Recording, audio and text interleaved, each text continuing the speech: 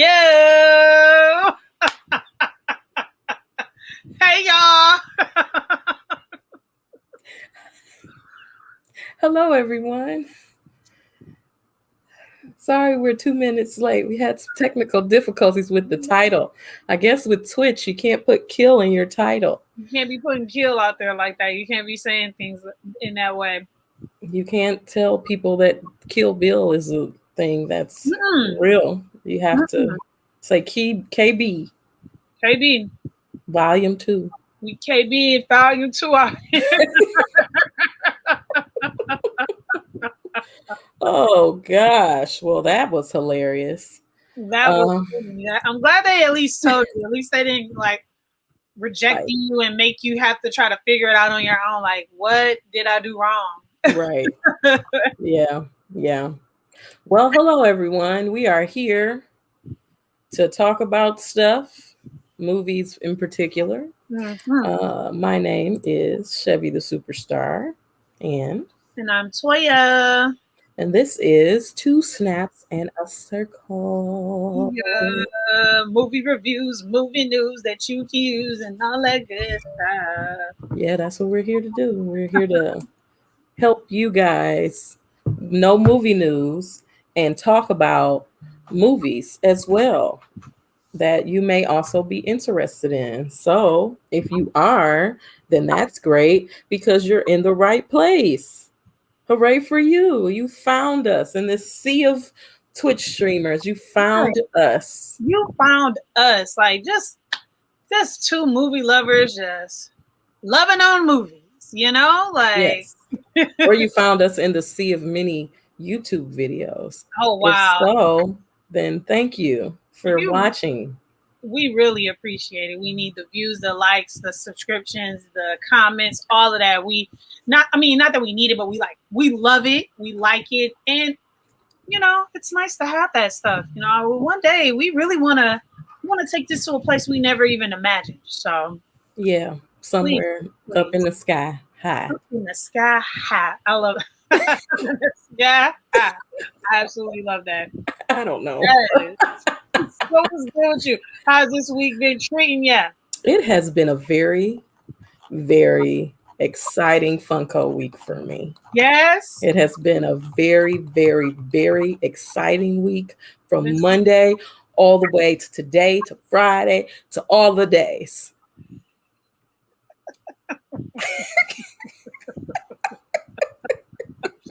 Like,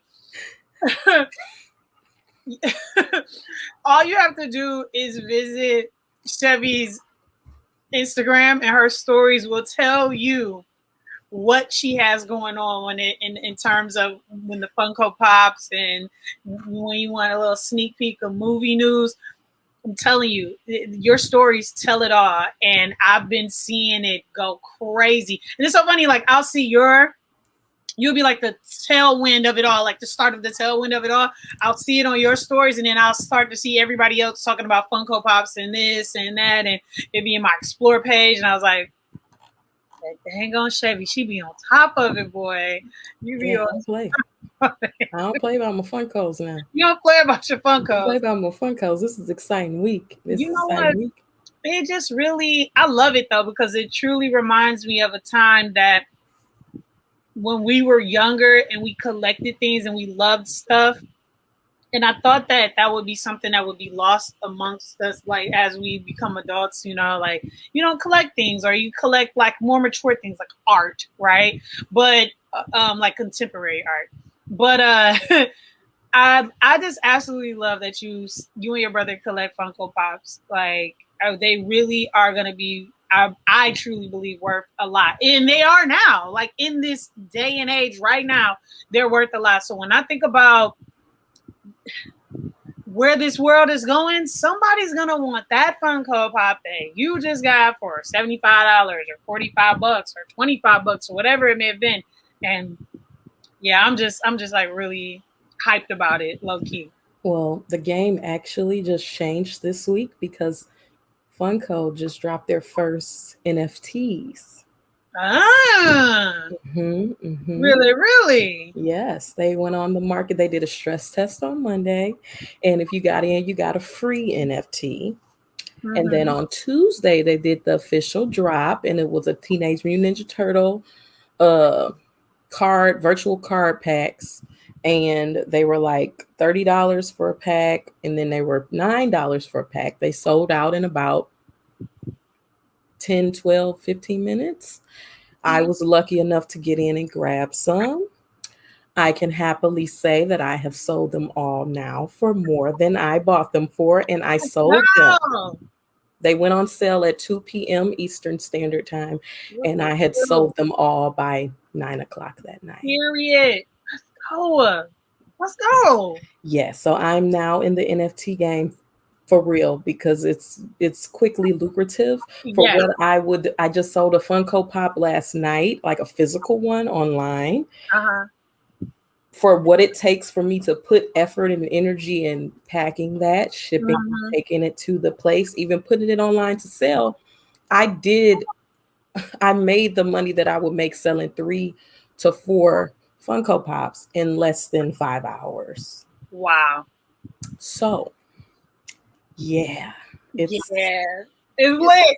it's very exciting. It is very exciting. And tomorrow is fun days, and we get to rep our teams, and we get to experience fun days because they're doing a fun days in Hollywood right now, a 3-day event, Fun Con. And you can go to the store and you have chances to win prizes and meet like everybody and get autographs and posters and all kinds of stuff. So they bringing that to us at home as well. And I get to participate in that tomorrow because I was also lucky enough to get that lottery slot. Let's And go. yeah, It's it's been a good fun couple other than when I let some shit sell out of my cart because I was being indecisive. lit. That's money I missed out on because I could have sold them for like triple what they was worth. But it's fine. I got other stuff. Yeah, you win some, you lose some. What you leave? It very much so is. And how are you? I'm pretty good. I have also had like a pretty exciting week. Still riding the high of like being highlighted with the Detroit Pistons and having my cousin photograph me, which was like such a really cool experience. Amazing. Jay Millhouse, just the Millhouse. Um, then you know, I'm just excited about like what the weekend has to bring, and I had a really cool gig where I got to meet some cool people from New York, uh, and got a chance to be part of a really great project called Cadillac Inventing Forever. So that was really sweet, and yeah, just really excited about what this week not only has to offer, but you know how you have one of those like a piece of a good season, and you see in a glimpse of the way that your life can be like, oh my god, this is where it can be, where I'm like picking up all these gigs and I'm meeting all these new people, I'm doing all these cool things. And I just had this moment like, yes, this is the way my life should be all the time. Of course, it's not always going to be like, there's going to be down seasons, there's going to be times when you're working on other things. But yeah, this was a very exciting, fun week full of gigs and cool experiences and meeting new people. So yeah. Yeah, that's cool. But see, that's why I back to my toys and selling my toys because I really don't have any gigs coming up like that. So I was like, well, let me refocus and start doing my other stuff that I do and make my Exactly. little extra money that I have. So Right. yeah, yeah, Yeah. And I want to be clear when I say down, I mean like what you're talking about, like not down and out, sad or anything negative. I mean like when it's just like real chill, where you're like, okay, because I felt like that for a minute. I was like, man, I haven't had a gig in a minute. It'd be nice to make some little extra money on the side. And then it was like, thank you, Lord, you was listening, because the gigs was coming through like that, where it was almost, I had some double bookings, schedule conflicts. Like, I think I need to twist this right here and do this over here. And okay, cool, cool, cool, cool, cool. And everything's worked out for the best. So, yes, I'm excited about tonight, getting into a new month, getting into a new theme of amazing movie reviews. And I know there's been some dope ass movie news dropping in trailers. So, uh, yes. Yes, Yes, it I'm has. very, very excited about hearing and the things that have been happening in Hollywood. In Hollywood. In the Holly, in the Holly, Holly, in the Holly, Holly, Hollywood. Ain't that a song? Holly, Holly, Hollywood. Or did I just make that up? No, I think you're right. Because the part of me, like, once Beyonce came along in Hollywood, Yeah. all I knew, but I believe there is another song that goes a little something like that. I think it's like an Holly, old school, Holly. like 70s vibe song. Yeah, like I feel like I didn't heard that before. Like, I Man, don't know. Is Jarrell here? Are you here, Jarrell? Jarrell, tell us what What's the song? Oh, it is. Holly, Holly, Hollywood. Oh, it is. That's what it is. Yes. Hollywood by Rufus. Yes. Thank you, Jarrell. Yes. There we go. Right. Oops. Oh, Yeah. We were thinking the same thing. way to be on top of things. Yes. Yes. Jarrell 708 coming with a clutch music knowledge. Thank you. Ooh. All right. So I have some movie news to deliver to you guys. It's nothing. I don't know why I got all serious, like bad, but Guys, I got movie. Like it's like a YouTube apology video. Hey y'all, gotta tell y'all something. movies are gone forever. They're never happening again. They broke the story today on TMC. Watch all the old movies that you had because they're gone. So go buy the DVDs, guys, because you're watching reruns for the rest of your life. VCRs and get your DVD players because You're gonna have to reenact them with your cell phones and be able to watch it. Like Kill Bill Volume 2, the EP. Yeah. Real talk, it's kind of like it was a group of amazing like kids from some country in Africa, and man, they're just like redoing all of the amazing Hollywood movies and stuff like that, and it's like, man, we about to be watching that shit. Yep, we're gonna be watching that. The Nigerian version of Kill Bill. Yep. Oh, that'd probably be good too. Low key, it would probably be good. You don't have a future.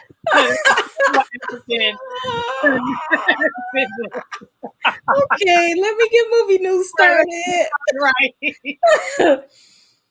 Ba. Movie news. Bitch. All right, let me pull my glasses up because they keep slipping off my face. All right, Blondie. Blonde? Blind. I'm going to say blind. It's not Blondie. It's blind. Yeah, I think it's blind. Yeah. The upcoming Marilyn Monroe biopic starring Ana de Armas. She played Marta in Knives Out. Okay. Has been delayed. Oh, well, I guess I did have.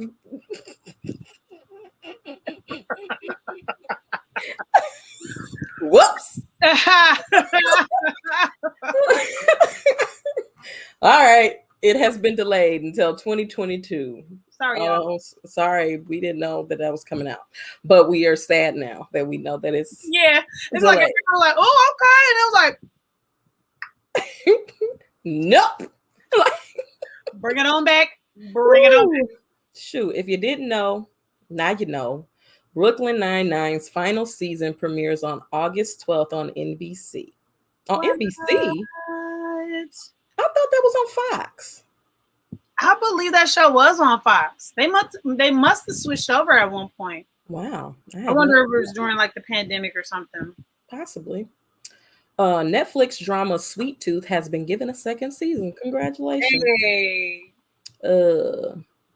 David Bautista joins Jason Momoa and Alfre Woodard in the new season or season 2 of C. It is a show that is on Apple TV. And it premieres, the second season premieres on August 27th. All right.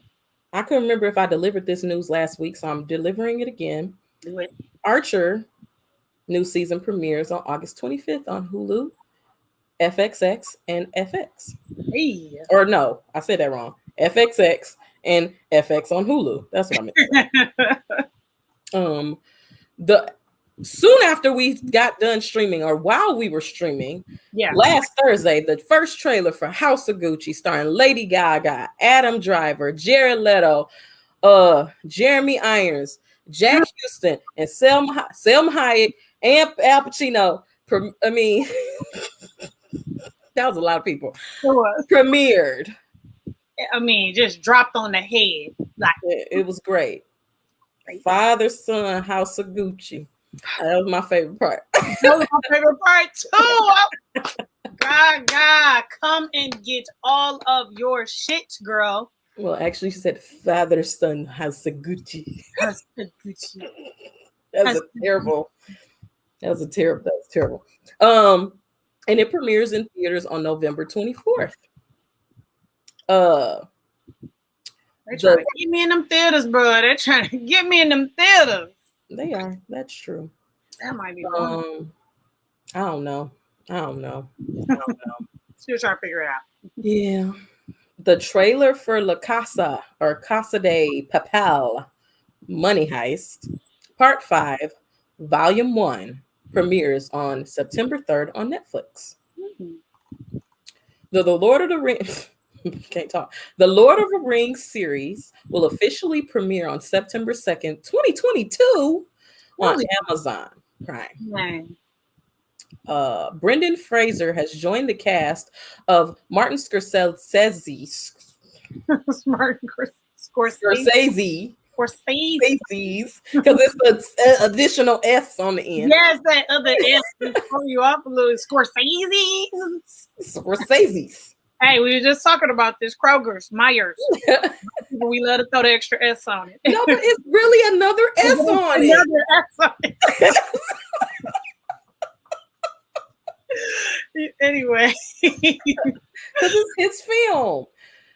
His film, Killers of the Flower Moon. He has just been added to the cast of that film, and he will star alongside Leonardo DiCaprio, Robert De Niro, and some other people that I didn't look up their names. So I'm not gonna say their names. Hey, not Brandon, Mr. Money himself. And I got a bone to pick with Mr. Martin Scorsese. I had to read this article that he wrote, basically talking about why he said Marvel movies aren't films or cinema by his definition. And it to me, what he said just made it worse. And it was very depressing. It was very a one point of view, white man version of the truth that I don't believe to be true, and I don't believe is facts. And I really was disheartened with what he had to say. I mean, I guess he was just whining about how he feels like Marvel movies aren't cinema. They don't create real drama. The characters don't have depth, that they don't have real, they're mass produced by machines, and they don't have anything driving them. They're not a Spike Lee joint. They're not a Martin Scorsese film. They're not a film created by an artist who is a director and a writer like Quentin Tarantino or Alfred Hitchcock. They're more like these artists get in a room and they create a scenario based off what they have to do because they have to meet these criteria to make it to be a superhero movie. And if it doesn't meet those criteria, then they go back to the drawing board and they make it match this criteria. And also they're taking away spots in theaters for movies like mine.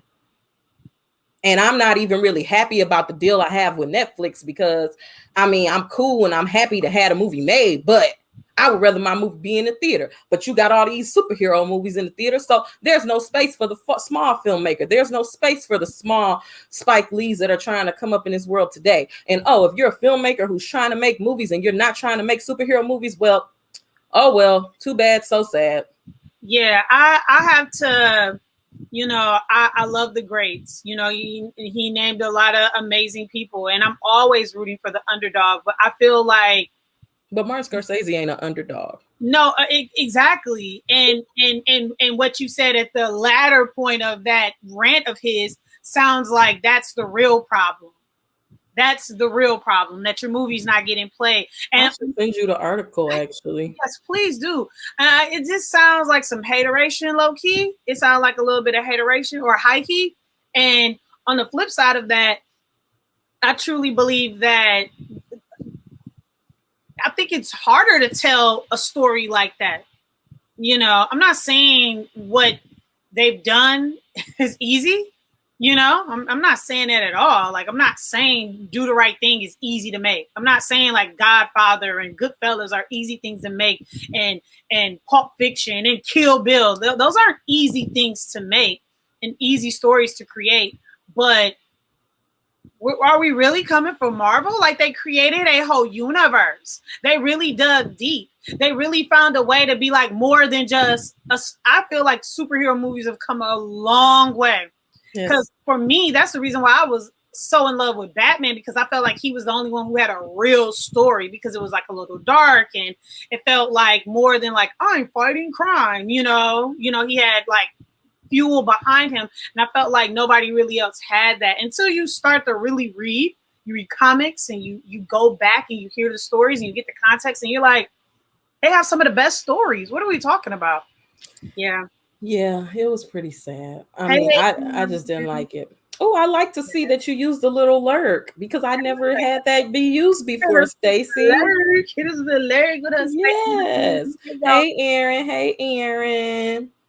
I saw Parker today. Parker. She was looking for you.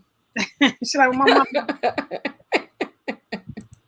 But yeah, so that article kind of disappointed me because he wasn't looking at the benefits of like, so you're saying that it's wrong for creators to come in collectively and make a project that's great. Like, you should be praising Marvel and these companies for giving these people jobs, because if it was up to you, it'd be written by me, directed by me, edited by me, shot by me if I could, everything by me. And then I get praised for my good stuff, and nobody else ever gets a moment in history to shine, and my name goes down in history, but my gaffer doesn't. You know what I'm saying? Whereas Marvel not only gives these writers an opportunity to write, these storytellers opportunities to tell stories, these different directors opportunities to direct these films and create their own universe within the Marvel universe. Like James Gunn, even though he got kicked off Marvel, I think they put him back on now.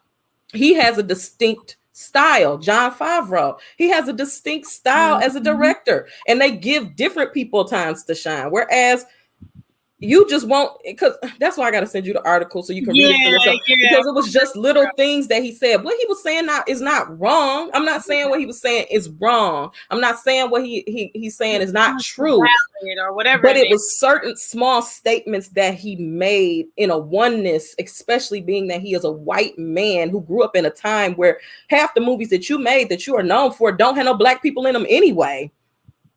So the stories that you created are the stories that you lived, but you marginalize your stories because they're good films, but they're your stories. Mm-hmm. So, I mean, it's like comic book movies are for everybody. Everybody. That's what's so great about it.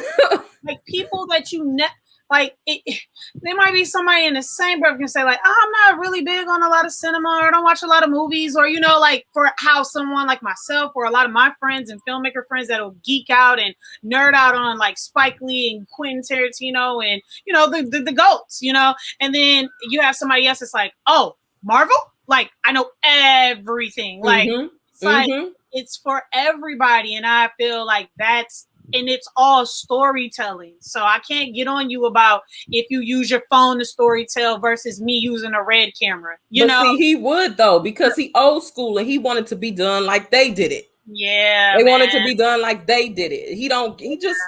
I had to type this little paper and I'm just going off. He's just an old white man in a tower just talking like I'm just Go mad. I'm pissed. I'm mad. You mad. Yes. Okay. So that's my. Yeah, I was pissed after I read that article. I was pissed. I would have been too. Okay, so that's my Martin Scorsese's rant. Yeah. Love your work, respect your work. But James Gunn said something about him today too. Like, man, look, I love your work, but you don't know what you're talking about. You don't know. You don't know nothing. You're just old. That's all. Star Wars, Terrifying Tales. will be streaming on October 1st on Disney Plus. What is that? Like, is it a I don't spinoff? know. It's Terrifying Tales. It's something they made, and I'm gonna watch it. All right. Check it out. Yes. And I also think it's Lego as well. Okay. Oh yeah, Lego Star Wars. That's what that's supposed Okay. to be. Oh, let's say, is it animation? Is it okay? Yeah, so it's gonna be like Lego movie, I guess. Got it. Teaser trailer for Impeachment, America Crime Story dropped today. It's about Bill Clinton and Monica Lewinsky. Really? Ooh, I love a good doctor. Finally, the trailer for the film Kate that I talked about months ago, where it just was like, I don't know what that's about. Starring Mary Elizabeth Winstead, Ramona Flowers herself. The trailer looks pretty good. Looks a little bit like Gunpowder Milkshake, but with one person instead of 6. But I'll watch it. Female leads. Like I told Jarrell the other day, I was like, they have tons of movies with men like this that aren't good, but people still support them. So I'm gonna support this. I don't know if it's gonna be good or not, but I'm gonna support it. I like the frame of thinking. It premieres on September 10th on Netflix. I saw some crazy trailer for this movie called Annette, starring Adam Driver and a lady whose name I didn't write down. I don't know what it's about. It's about 2 celebrities in different realms of things. They fall in love with each other, and I don't know, child. Yeah. But I know one thing: Adam Driver is cute, ugly. Like sometimes he look fine as hell, and then sometimes he don't. Like I don't know. Like I'm just not exactly sure. I don't know. I don't know what to do with him. Like sometimes I'll be like, "Damn, he fine," and others I'm like, "Nah, girl, what was you thinking?" No, he totally has that look as well, where it's like, I think it's the dark hair. I think it's the facial hair. When he gets the facial hair, it looks nice and cleaned up, and it's like when he goes like bare face and like short hair, you're just like, boy, what are you? Yeah. I also think it's when he has the longer, like Kylo Ren hair too. Yes. Like that's when you're giving me sex, baby, sex. Now, what the hell is this? I don't know. I'm gonna skip that. Because I don't know what that is. The Bad Batch on Disney Plus is a Star Wars show, has officially been renewed for a 2nd season, and it will premiere in 2022. Okay, man. The Mandalorian season 3 will now start shooting since Boba Fett show has wrapped. Great news. Excuse me. The second trailer for Venom, Let There Be Carnage, will be it premiered, and like basically we know the whole movie now. Yeah. Thanks. We even seen like the main fight scene and everything like that. Thanks. We know so much. Yeah, like the whole freaking movie. Emma Stone is also considering suing Disney for releasing Cruella on Disney Plus. Give me my money. Yeah, I don't get it, but okay, girl. Angela Bassett has inked a deal making her the highest paid Black woman in broadcast TV. Now, when she the highest paid woman, I'll be happy. Okay? But it's like a $900 million deal. No. That's South Park. My bad. That's a $900 million. But hers is it's up there though. Her number is up there too. That's what's up. Keep doing it, Queen. Keep doing it.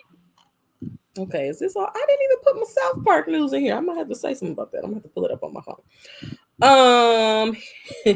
He's All That. Y'all remember She's All That? The movie that some people liked and some people didn't, but it was like one of those movies we watched growing up. I love She's All That. My movie is coming out on Netflix called He's All That on August 27th, and Rachel Lee Cook from She's All That will play the girl's mom. It's from the perspective of the people who play the prank. I love it. On the kid. I love it. Instead of from the perspective of the nerdy kid who gets the prank played on them. Well, let's go. I like the twist. Okay, let me pull this up on my phone because it is near and dear to my heart. Surely is. SP. South Park Inc.'s huge deal with HBO Max, a $900 million deal to make 14 movies, a new game, and more series. Yes. Yes. And I thought they was playing because South Park be playing too much because I follow them and stuff on Instagram. And they say they like tweet out stuff all the time. And Yeah. I don't ever think they be for real. But then I find out it's real. Like it's an episode about this Mexican restaurant called not Casamigos, but it's a name. I can't think of the name of the restaurant, but I thought the restaurant was fake.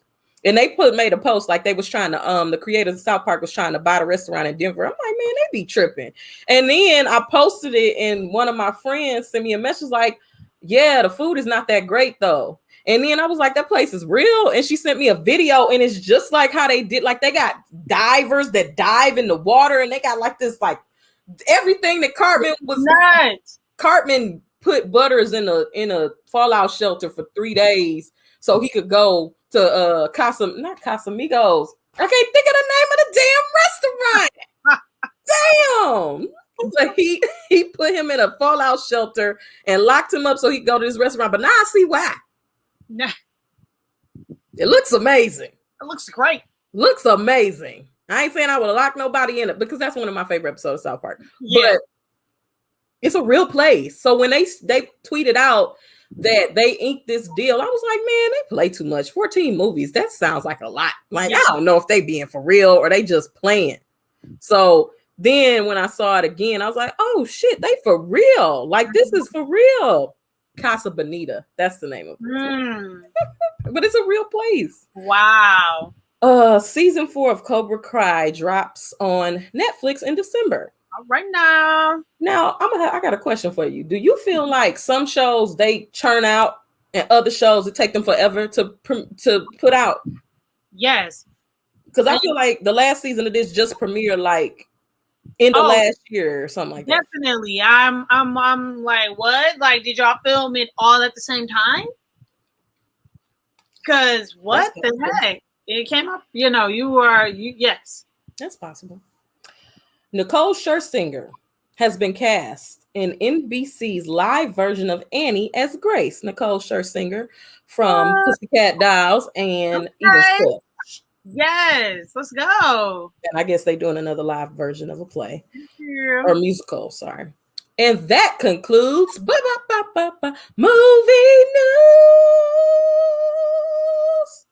news. Ooh. All right. Man. That was my throat. I need to do some vocal warm-ups before the next one. Okay, so what we watch this week? We watch the most well, first of all, this month we decided to go with sequels. This just so happened, a fun fact, I vividly remember going to go see this before I'd seen the first movie. And that's like kind of cardinal rule in movie watching. Like you don't watch the sequel before you see the first movie. But I mean, rules are made for breaking sometimes. So we are reviewing Kill Bill 2, or as it is truly named, Kill Bill Volume 2, because we know Quentin Tarantino, he has the intentions of maybe continuing this, maybe not. Like you just never know. But yes, this movie came out in 2004. Look good, rated R joint. It is classified as an action crime thriller, but it is just ultimately a classic film. And it goes a little something like this. The bride continues her quest of vengeance against her former boss and lover, Bill, the reclusive bouncer Bud, and the treacherous one-eyed Elle. And so if you don't have like the context of Kill Bill, it is a revenge story. It is about a woman who so eloquently named the bride killed at her and her wedding party, killed at her rehearsal wedding because her former boss and lover was like, you don't leave me, you don't stop what we doing.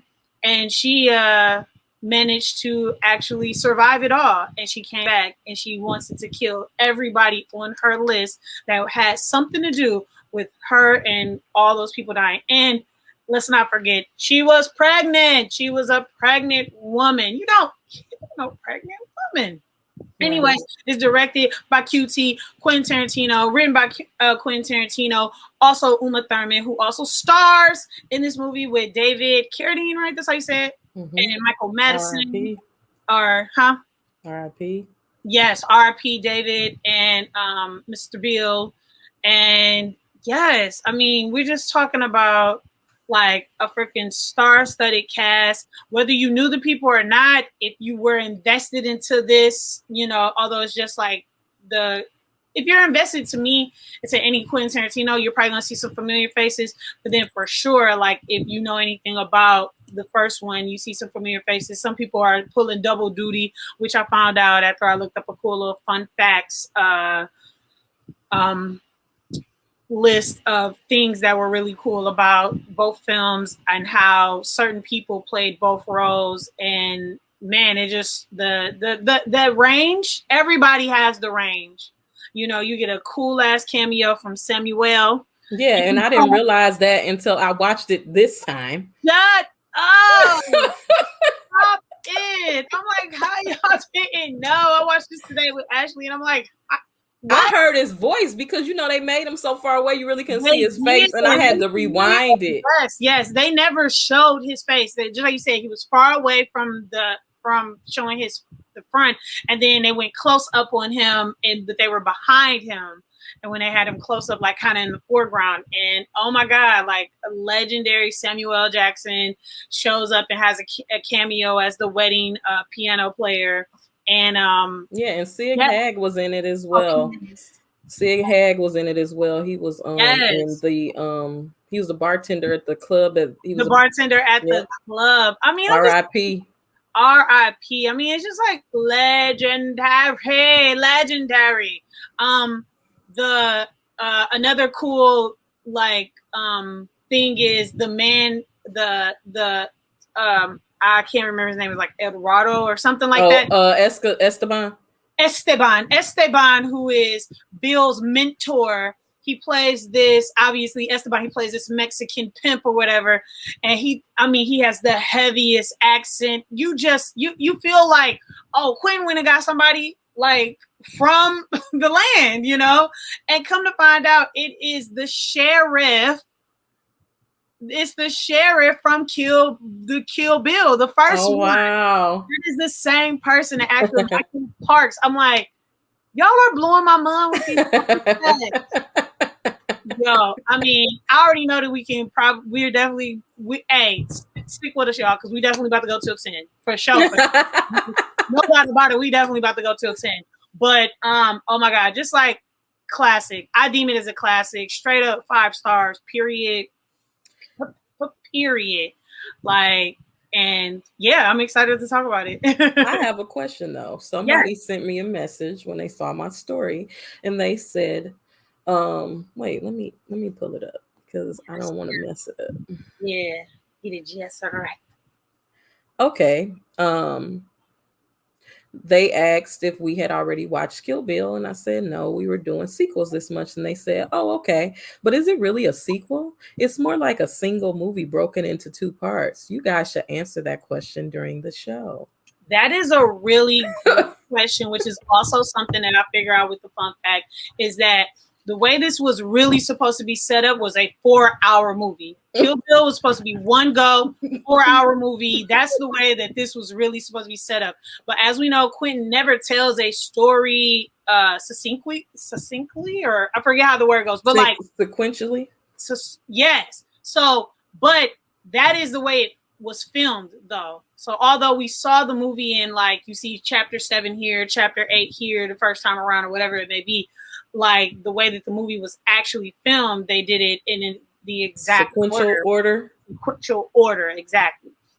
But that's a really good question. Is it truly a sequel? And I think that is why the title is Volume 2. Like, I think it's still insinuating that this is the movie after, but I think it's right. I think it's more insinuating of the fact that this is a continuation and less of a like back at it again. When you think of like a Bad Boys 2 or a Fast and the Furious, you think that it's like a brand new story. This is just a continuation of what we had already been set up to know. Although we had been given certain pieces of information, like we didn't see the way that the wedding massacre went down in the first Kill Bill. So to see it in the second one, you just like, oh, now I'm just being caught up to the story. So I just think it's a story mechanism that Quentin Tarantino is like legendary for using, and yeah, this is such a hard. I don't think it's really an answer to that. I mean, a part of me wants to say like, no, technically it's not a sequel, But okay, so I'm just gonna play devil's advocate. Yeah, play devil's advocate. Yes. So you got Lord of the Rings. Yep. And then you got Lord of the Rings Part 2. Okay. They're two separate movies, two separate stories, but they pick up. One is left on a cliffhanger, and one is, you continue with the same characters where they left off, but it is a new movie. Whereas you got Hunger Games Part 1 and Part 2, or even Endgame or in Infinity War. That's exactly what came into my head. Yep, you're right. But like Hunger Games, it literally picks up.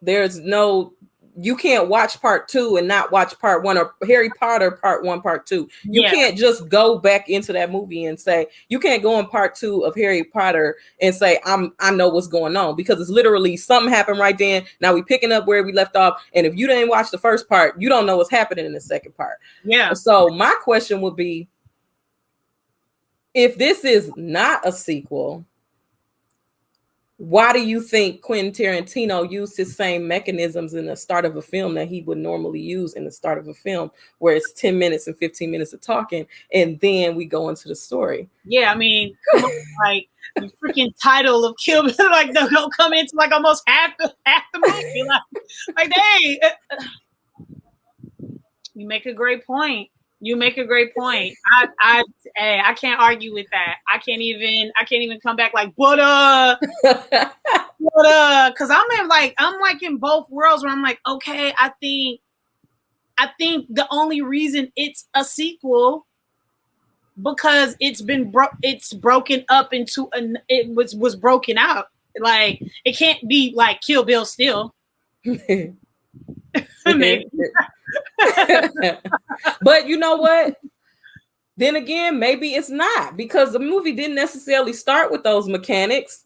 Technically, it started with somebody getting shot, and then us going into her talking about what she about to go do. So maybe it is just a continuation. And then he went into his normal, Quentin Tarantino got 20 minutes to talk. I used to hate his movies when I was a kid. I used to hate his movies when I was a kid because, like, Death Proof.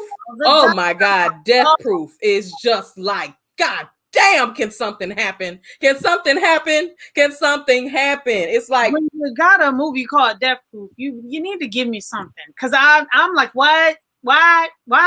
Even the first 20 minutes of Inglourious Basterds, because it was in subtitles, it's like you really got to be like in that thing, because if you not, I'm telling you, that is why I have never seen that movie, because I could not get into that.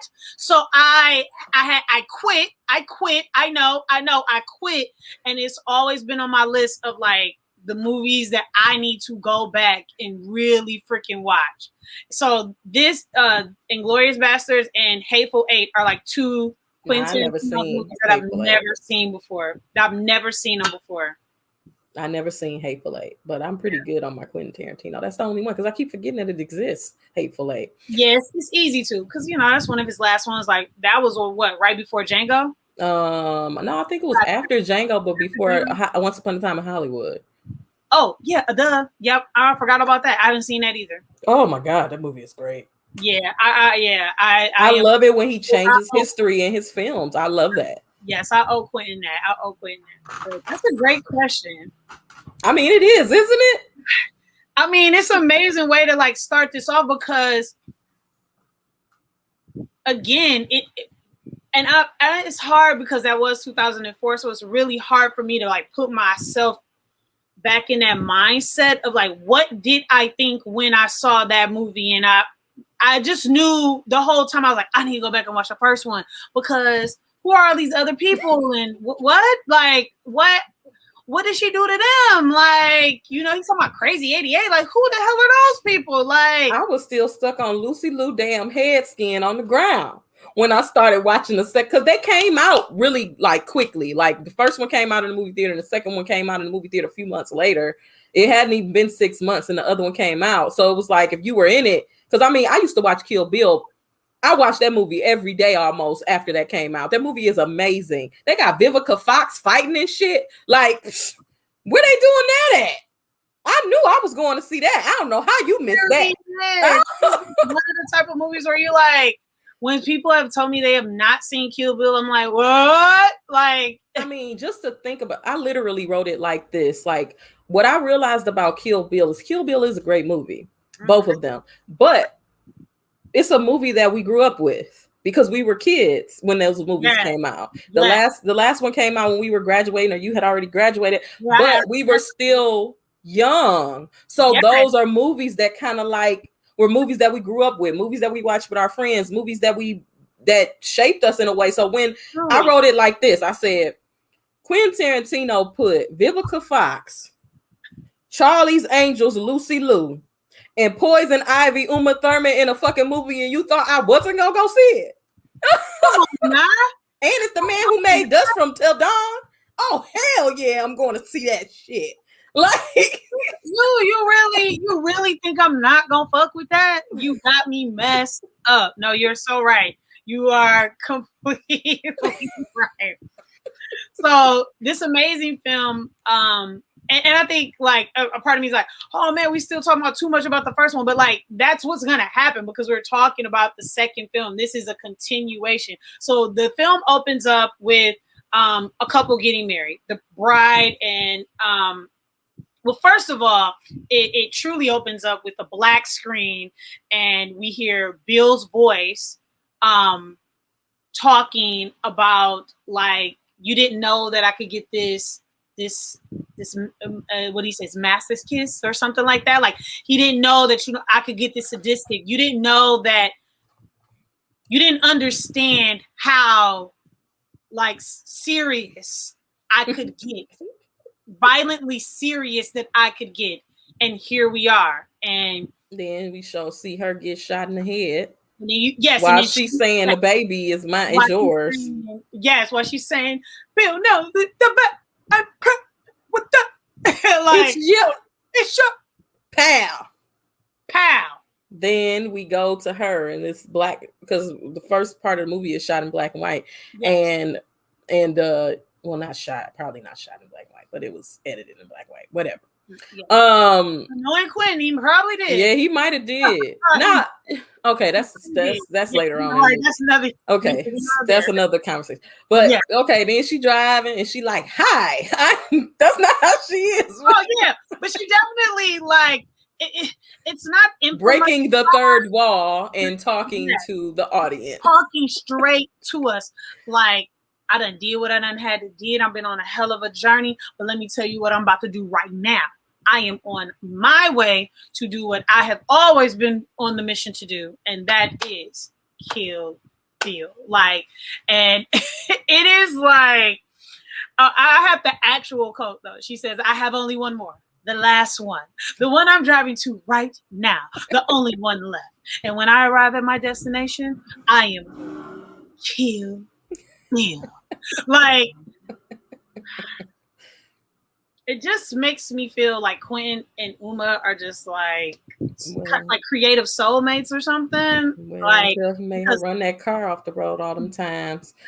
And the scene wouldn't even look like it was in the movie. That scene don't even look like it was in the movie. Because I was like, let me rewind it again. Did I miss the car hitting the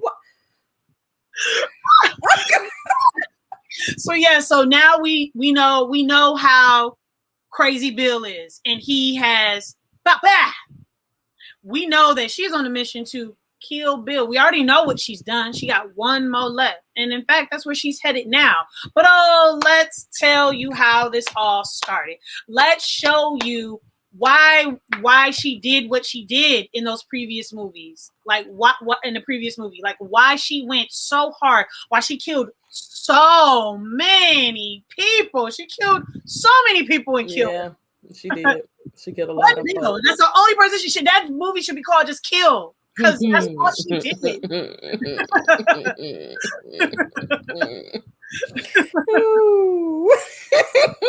Okay. So we're here.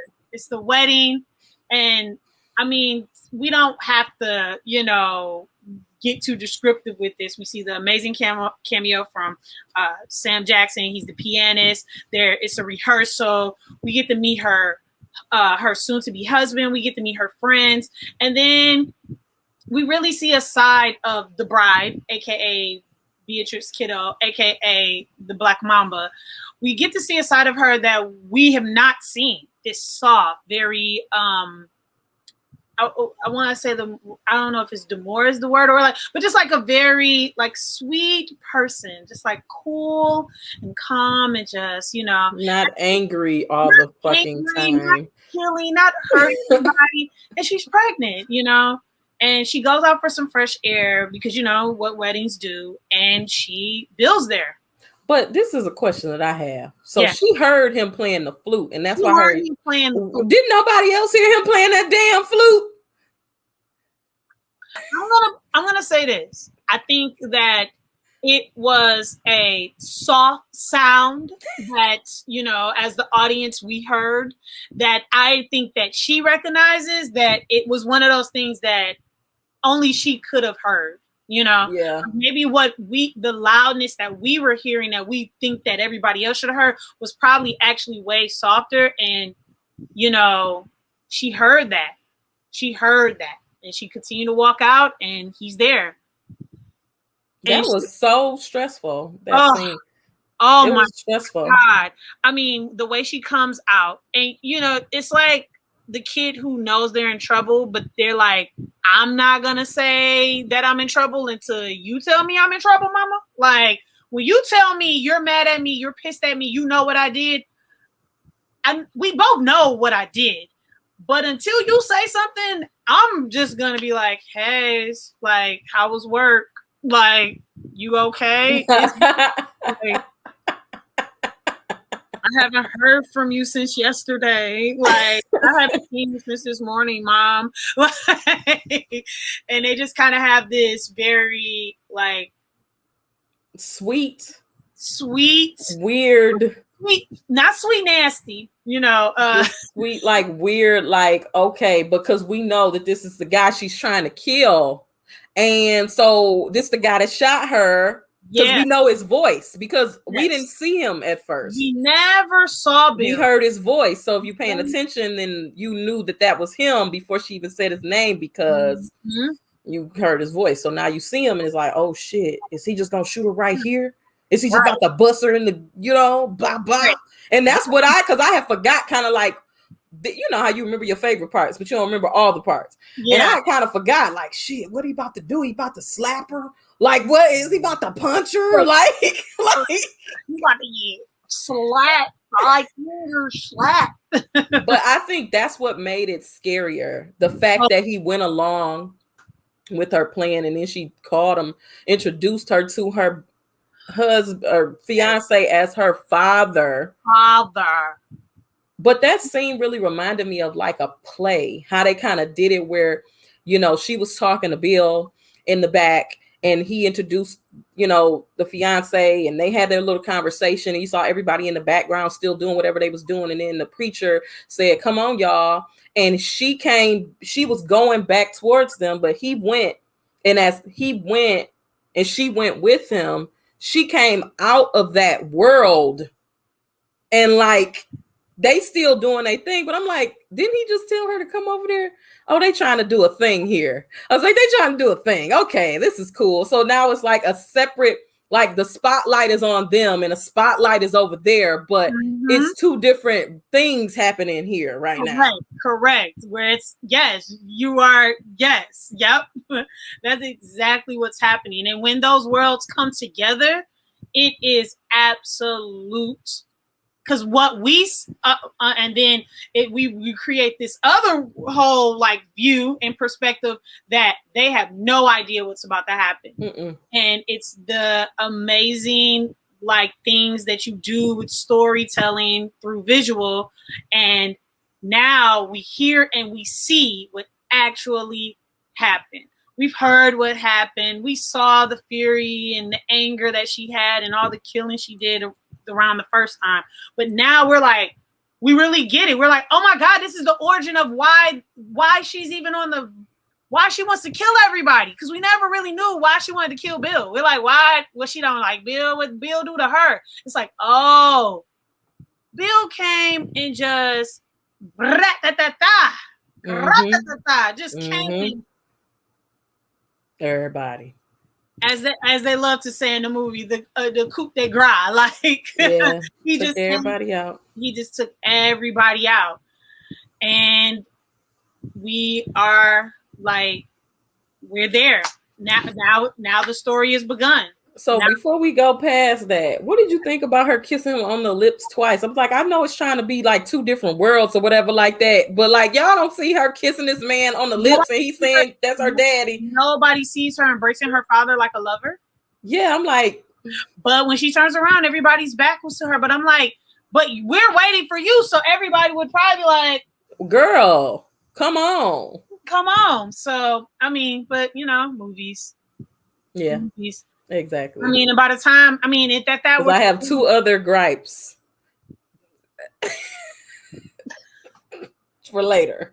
I already feel like I know, but yes. So now we are present day. Yes, we are present day. We are given the, what is it, chapter 7, and we are introduced. It's called Paula Schultz, because that's the grave, right?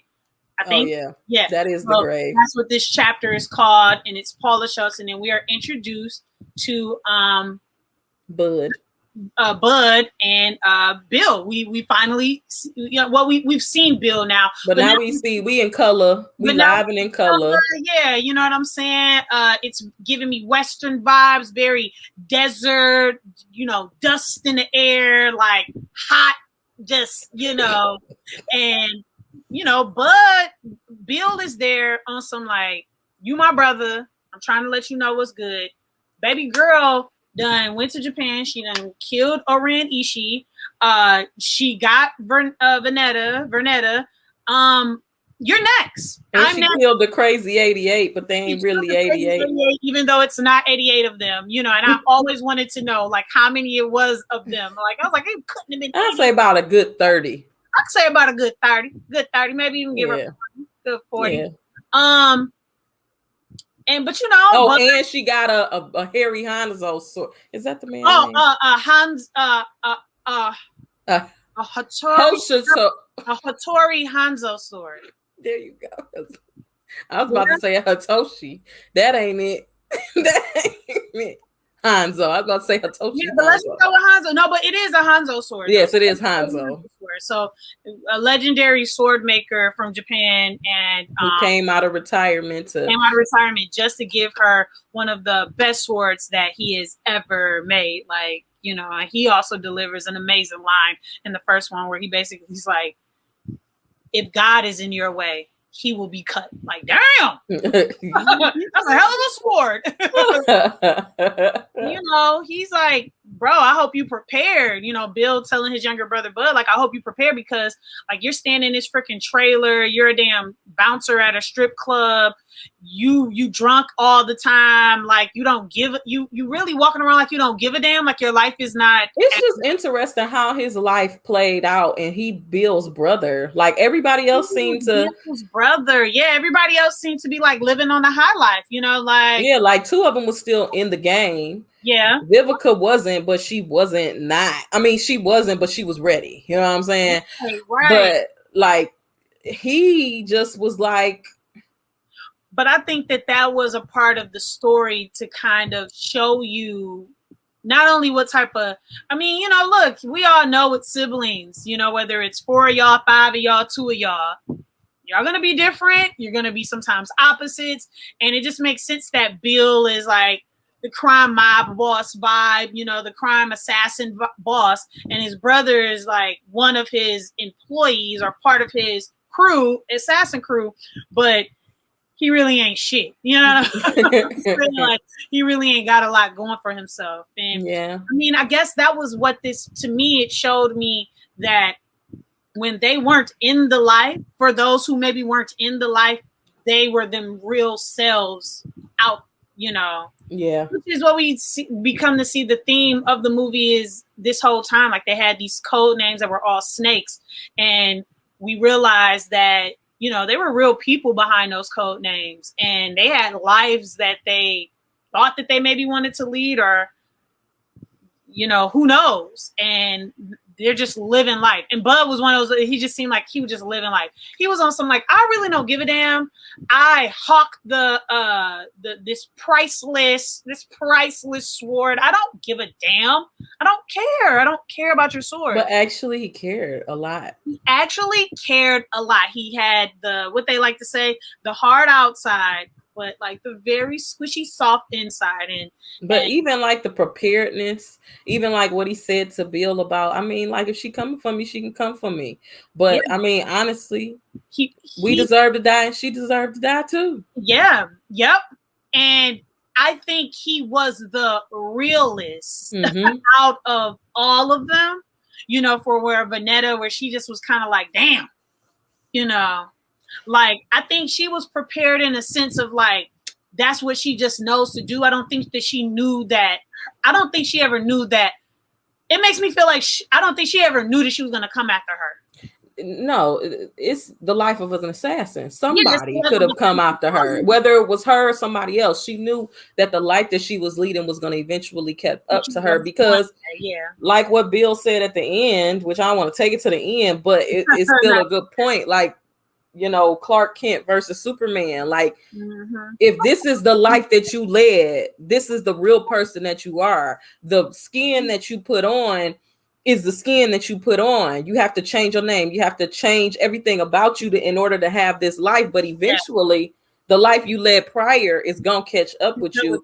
And I think Vivica's character was like, damn, I don't want to do this, but I know that this is a part of the life that I led before that. And I knew that there could be a time where my daughter would not have a mother anymore because of the life I led prior. That's like anybody. I mean, any movie we don't watch. That's why American History X and like Menace to Society and all these movies suck.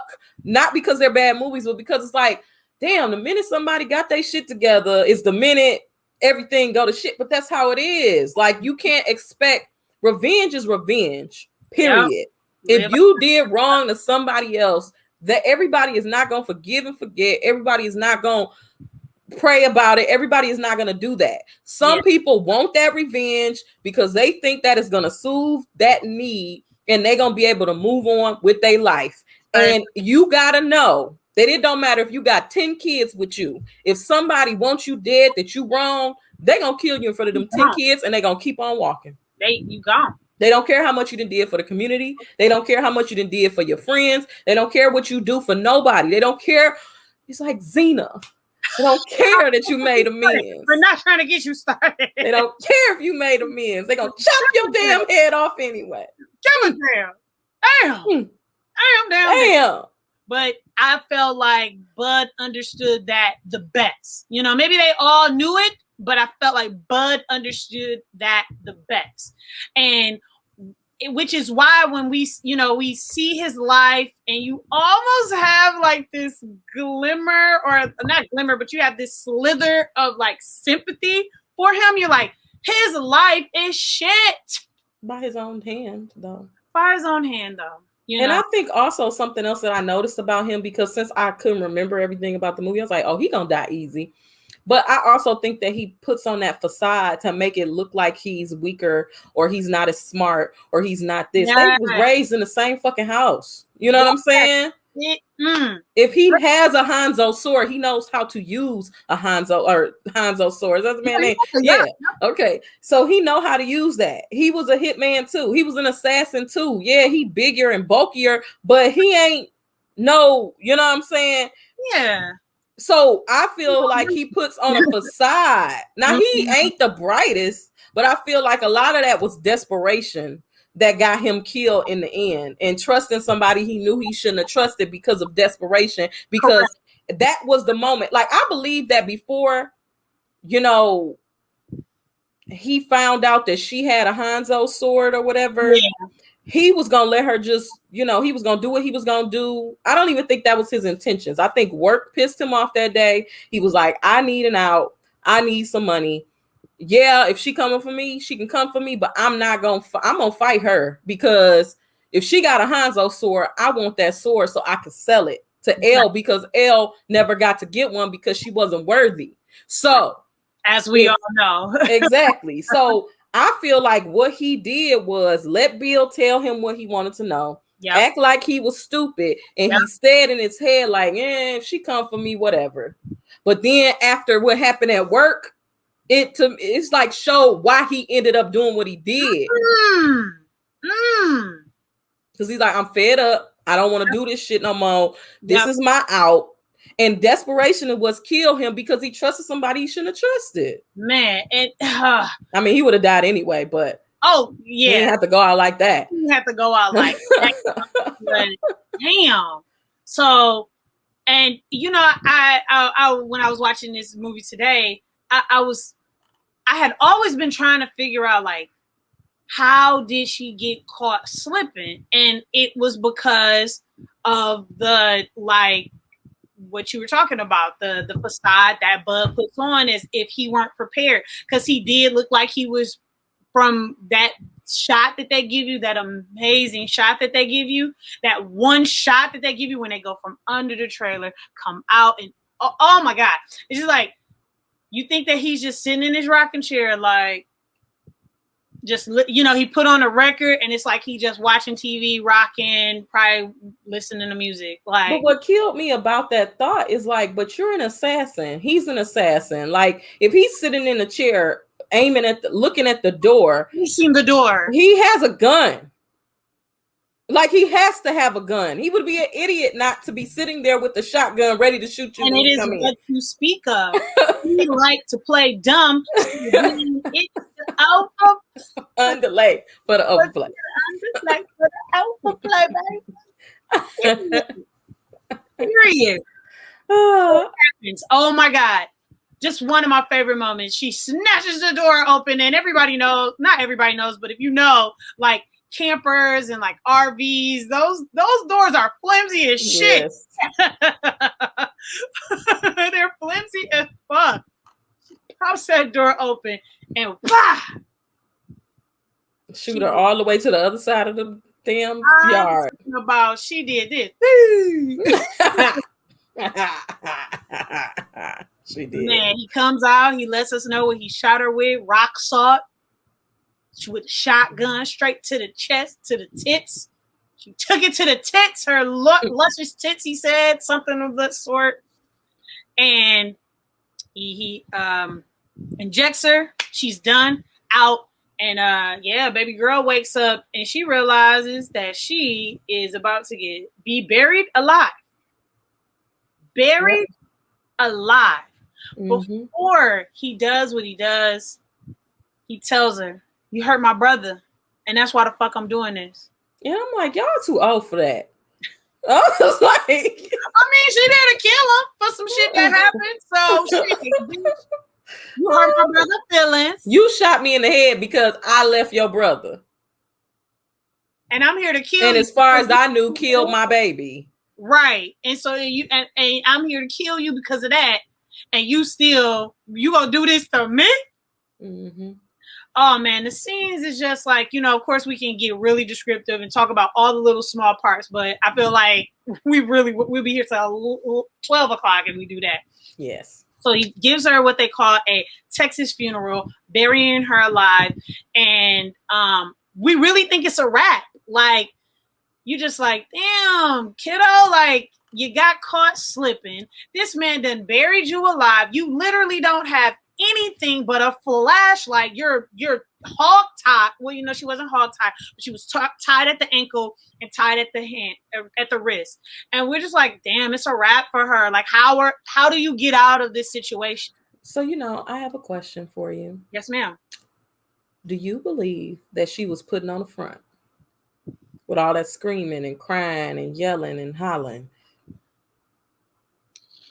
This was something that I discussed as well as when I was watching the movie. And I've always wondered, like, I don't think the getting caught, getting the way that she just kind of neglected to realize, like, an assassin facing, got caught slipping with the rocks or the shotgun chest to the chest. Like, I do like, you got to remember, you got these two men, they talking hella shit. She's a blonde. She ain't that good looking anyway. Like, I've seen better. You ain't that smart. I never, Bud really, like, really, the misogyny of it all. Yeah, the misogyny of it all. I think that the whole fucking movie. But yeah. Because I think that every time, and you got to remember, like, I think she was truly terrified when he had that mace to her face. Like, well, to her eye, like, I will spray the shit out of you, bitch. I don't give a fuck. You will go blind and buried alive. And I think she was like, okay, if I really want to get out of this, I'm gonna have to follow some rules, and I'm gonna have to play the victim, So I think it's maybe a little bit, but there's a part of me that believes that Beatrix always had, which is why she was capable of doing what she's doing. I think one day, whether it was pregnancy or not, I think she was always going to want to leave the game. I think that she was always going to want to know what was on the other side of the coin. Like, what could be the life of not killing people for a living? I just always wondered that. Like, I always thought that. Like, I think that she was capable of that. Like, truly capable of that. I agree. Especially when you think about the way the movie ended, and that, like, that emotion that she has at the end. It's like, of course, I think that emotion was because of other things, but I also believe that it ties in with that as well. And man, when she was buried, who was it? I don't know who's ever prepared for being buried alive. Honestly. So, okay. So she's buried alive. She's freaking out. She having a nervous breakdown. It's believable, but this is when I stopped believing it. Okay, so they flash back. She's talking to Bill, and he talking about some damn body. Pai Mei. Yeah, Pai Mei.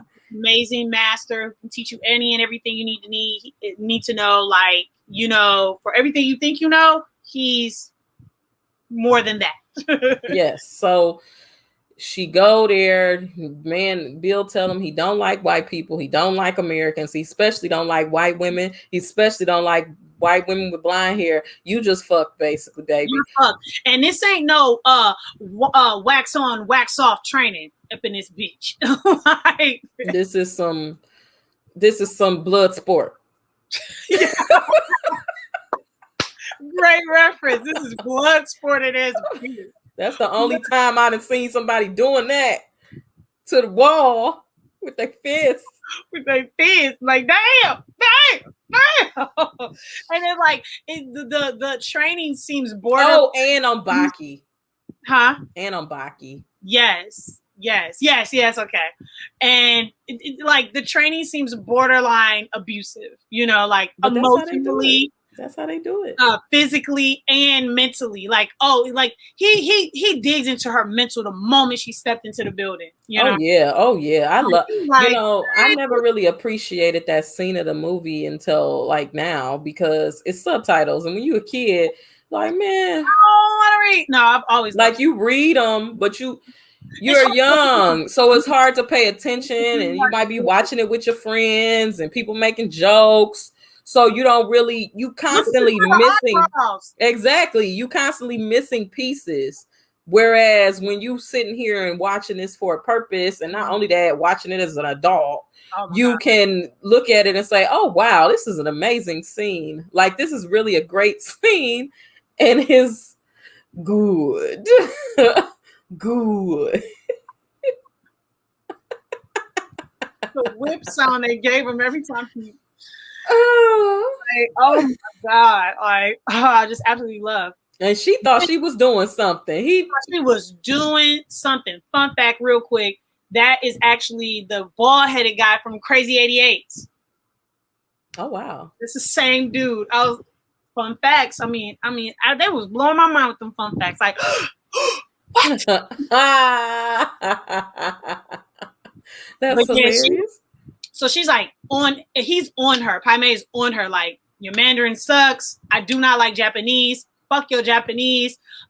Show me your little tiger crane and whatever you can do. Oh, you can work a sword. Okay, you're an expert. Girl, please. That reminded me of, like, you know how you see the fighting movies and the person about to fight, like the person you're rooting for is about to fight somebody, and they say, wah, wah, wah, wah, wah, wah, wah, wah, and they do all that stuff, and then they just standing there and they just punch them like that. Yes. Like, at one point when he was fighting her, his hands was behind his back. He's like, bitch, this nigga jumped on top of her sword. Maybe you can hit me from up here. Like, he said, no, you can do it at the bottom of my foot. Takes her weapon. She goes get another weapon. He takes that away. And then before you know it, by the end of the fight, she tried to pick up a rock and hit him from behind. The rock and hit him from behind. And he was like, well, so what we not gonna do is that. He was like, so let me cut your arm off because it's my arm now. He said it's my arm. Place.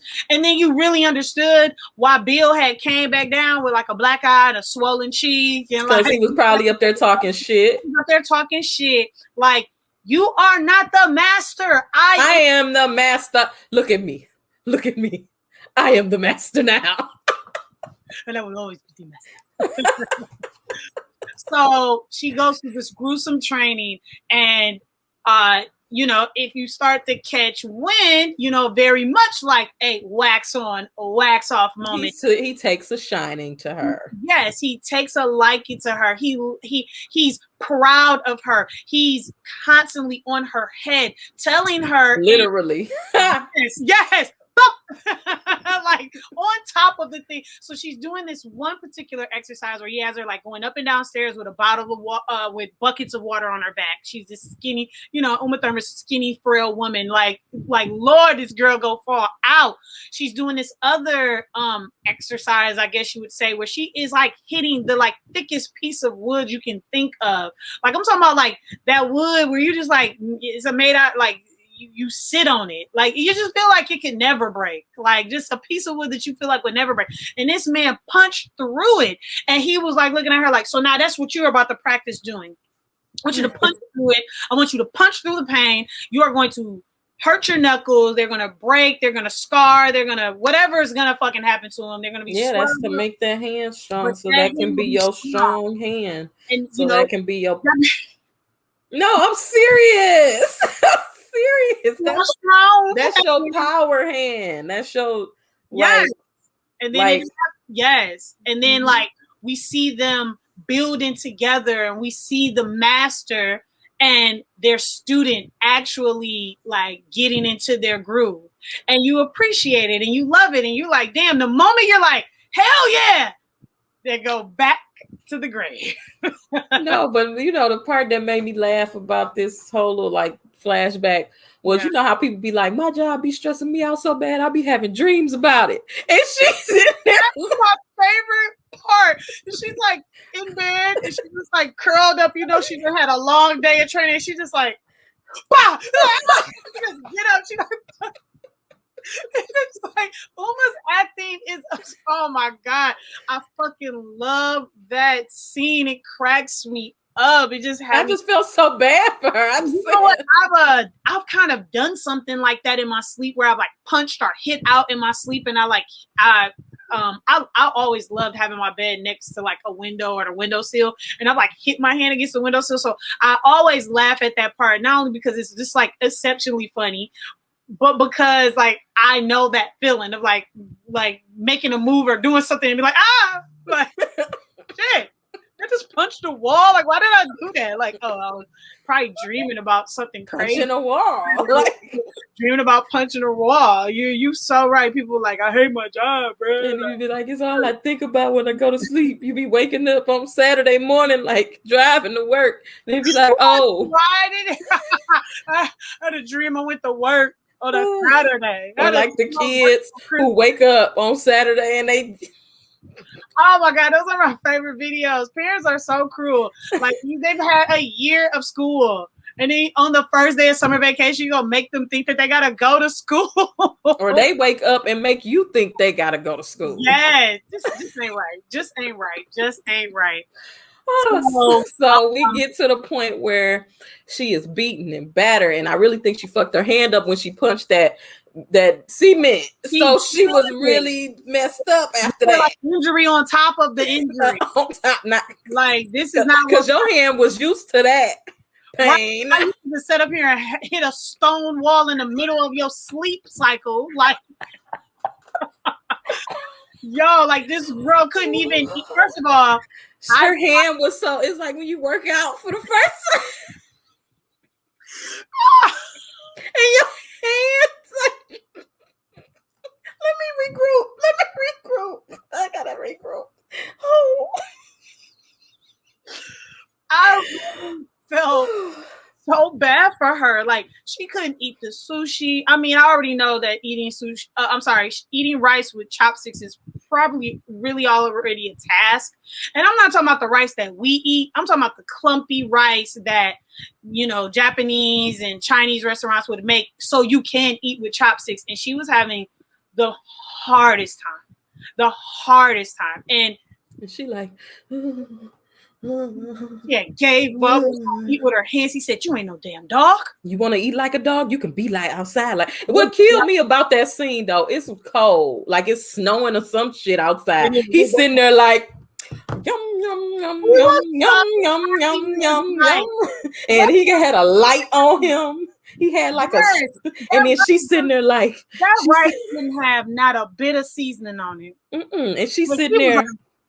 Like this, like she all like this, like trying to eat the rice, and he over here like yum yum yum yum. I'm like, tell her 2 stories right there. For real, dude. Oh, so like I said, we see the master student actually grow together. They're building together. They are doing the same moves, and we seeing the student actually not becoming a master, but damn near. Like she's mirroring this man. She is like she got like she's getting to it. She's getting to it. And then we're back at the grave. Yep. And this is the part where I wanted to revisit because this is my part. Yes. Do you think she was overacting to make him think that she wasn't going to be able to get out? Because she didn't forget she knew how to do that. She purposely wore cowboy boots, and I don't know if that was purposely done just on a whim or if that was written in a script like that, but she had on cowboy boots. If she would have had on gym shoes, then what? If she wouldn't have had on like some Nike running shoes, she'd have been screwed. Like she would have had on some tight ass or some kids. She would have had on some kids, like the kids, whatever they call them. She'd have had on some. When I first seen her in that leather jacket, I was kind of on some, like, what are we dressed for? Like, are we dressed to go to the club? You just made me think of some damn else because she did not have on no damn leather jacket when she came. She had, I believe that she also had like some protection. I know she bled, right? But I feel like she had protection under that leather jacket, that brown leather jacket she had on. You're right, she didn't. have that jacket. When she got shot initially. Yeah, she did it because when she came to the ski mask, she took the ski mask off. She had Editing. that jacket on. Editing. I gotta figure that out. The continuity. Y'all got to figure out the continuity, baby. So she had on cowboy boots.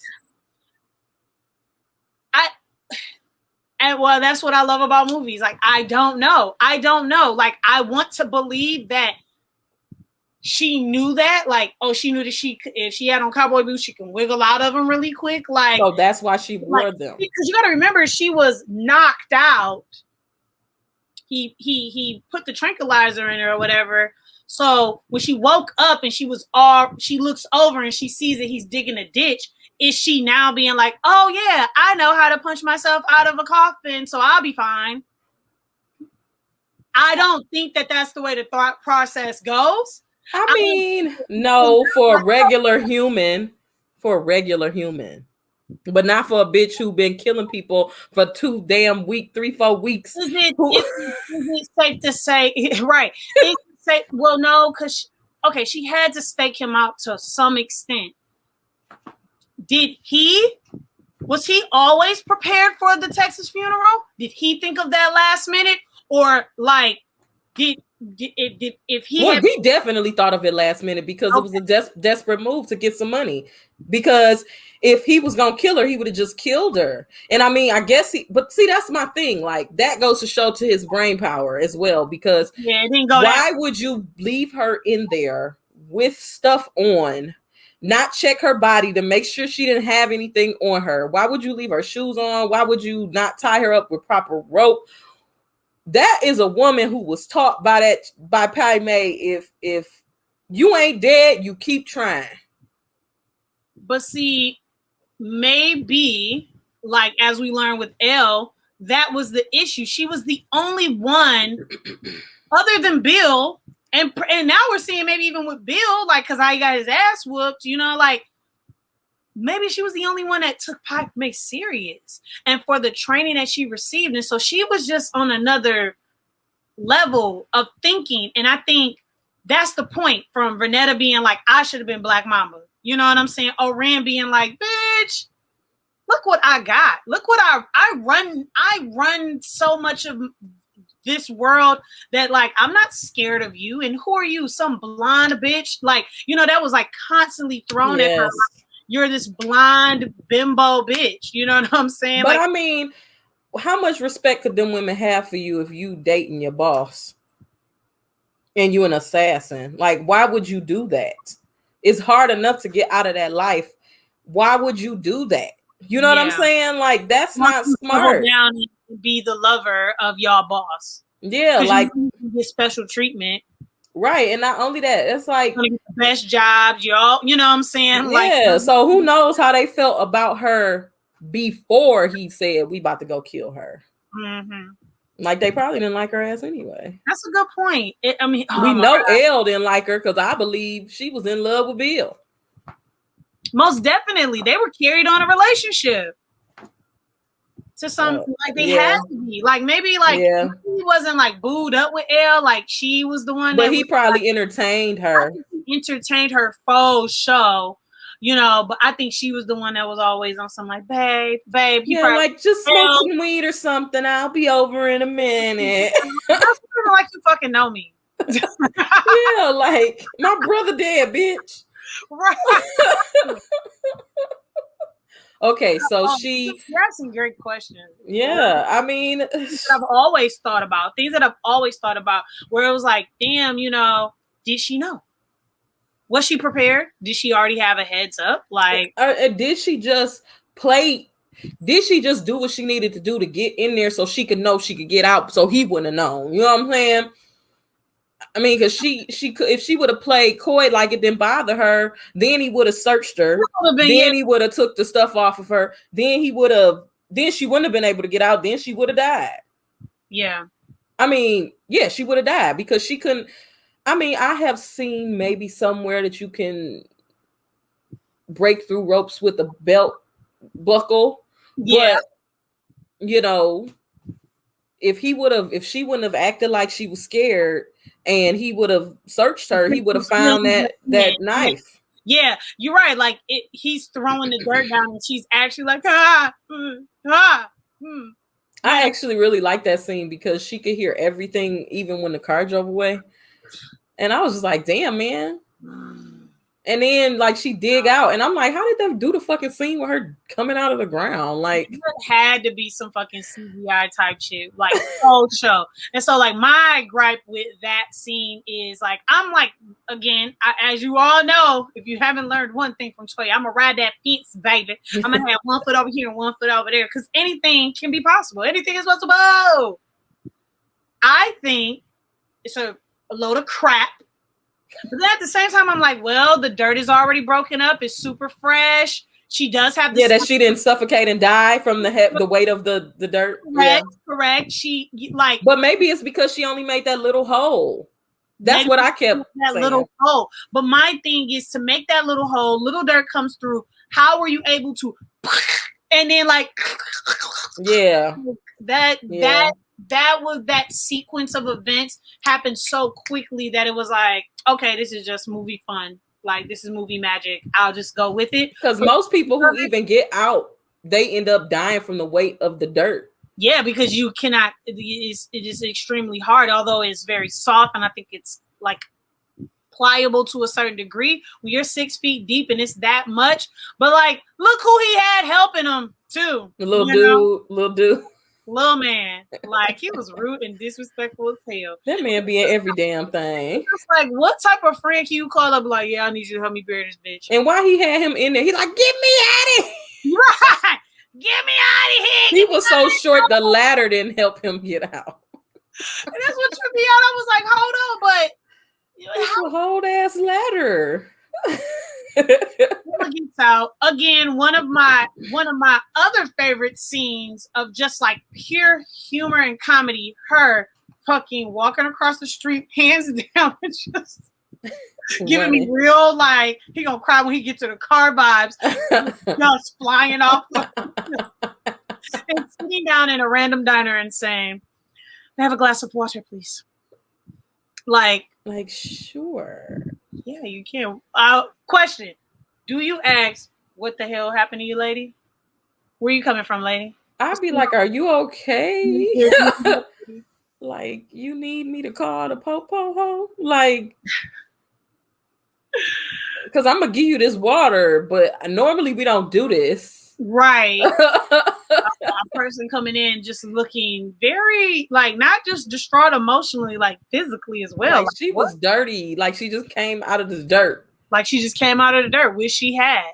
What the hell? She's vroom, vroom, pulling up skirt. But we're also being that's also cut with, we see Beatrice on her way. Like, somewhere, we don't know where. We find out because it took her a while to get there. It took her a while to get there, which is why we with no shoes, with no damn shoes, and you know what? Yeah, because it's not. I'm still trying to figure out, because it's like, did she have on the whole time? Maybe she didn't have on a leather jacket. She had on like a leather cowboy shirt. No, like, she just had on that shirt. She had on that shirt. When she initially came to his house and ran through that door, all she had on was that shirt. But I swear, when she was up against, I thought she had on a brown jacket. I'm gonna have to now. See, I have to go back. I feel like she had on a jacket too when she was in the scene for the digging and stuff. But I don't remember. That was a continuity. They messed up somewhere. So we're catching up with Bud, because he, just like you said, he's desperate. He's like, I done buried the bitch. I'm done with her. And I know you'll be happy to know. You know, like, he was riding the hot. I killed Black Mama. You know what I'm saying? Not only did I kill Black Mama, but I got her sword. And I'm run me a milli. I'll be there in the morning, Elle tells him. I'll be there in the morning. So they doing their thing, they talking, and then, he asks her, about the two which are you? Which yeah. are you?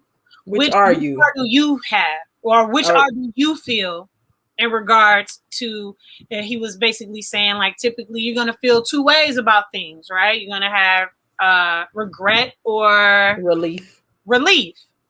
And he was like, for real, like I want to know how you really feel about everything. And I think she never really gets to answer the question. Yeah, she answered it. But she answered it after she... No, she answered it after. Well, she said regret. She said regret. First she said a little bit of both. Then she said regret. Yes. And then that's when he counters her with like, but I know you feel one more than the other. And then that's when he, moves and like the conversation shifts a little bit. It's still the same, but it shifts a little bit. And, he's back to kind of feeling himself. He's making the drinks and blah, blah, blah, blah. And they're doing their thing. And the time comes where count that money. Huh? He's like, that's my suitcase over there. That's my money. That's your sword. Cool. We good. And he's counting his money. He's excited. He I could already see like him being like, I'm about to give me a pink bowling shirt. I'm about to, what I'm saying? Yeah, because he was into them bowling shirts. I want a bowling shirt so bad. No hats. Like Bud was the type of person where it's like he's not gonna change. He's just gonna have more of what he's always had. Like, You know what I'm saying? He's probably not leaving tonight either. He's going to go stunt. He's probably going to go back to that bar. He's going to go back to the bar and probably drop 10,000 on them just because he can. Yep. Like, he would literally go back and give his horrible ass job and horrible ass boss money just to prove a point. Yep. Just to be like, ha, bitches. I don't need this job no way. I don't need this job anyway. So it's like somebody was going to get Bud, just like you said, it was at his own regard. So he get bit by the snake 3 times in the face, and it's a black freaking mamba. The irony, right? The coinky. But that's why she did it. She did it so she could blame it on her. So yes, she ain't shit. So then she starts to explain more about the black mamba, how the venom is so poisonous, how he about to really just sit here and lay here and die. Then she answers the question about regret, and she mad because he got to kill her. I'm thinking this heifer talking about regret because it's like she feel bad, like we shouldn't have did that to her. Blah blah blah blah. It's like of all people to get the one up on one of the greatest warriors that I think is on the planet. It's yo bitch ass, yo country uncouth ass. Like it was you that got her. And we also find out better. Yeah, and we also find out die, but she deserved better. She deserved a fight to the death. Right. Which was so hilarious because they end up having the most ridiculous fight that I have ever witnessed in my whole entire life. Which also like they said that whole fight was inspired by the Jackass movie. The of Jackass movies. And I was like, y'all nailed it. Y'all nailed it because every square inch of that damn fight, it was great, amazing. I love it. It's the sound effects for me. It's the sound effects for me.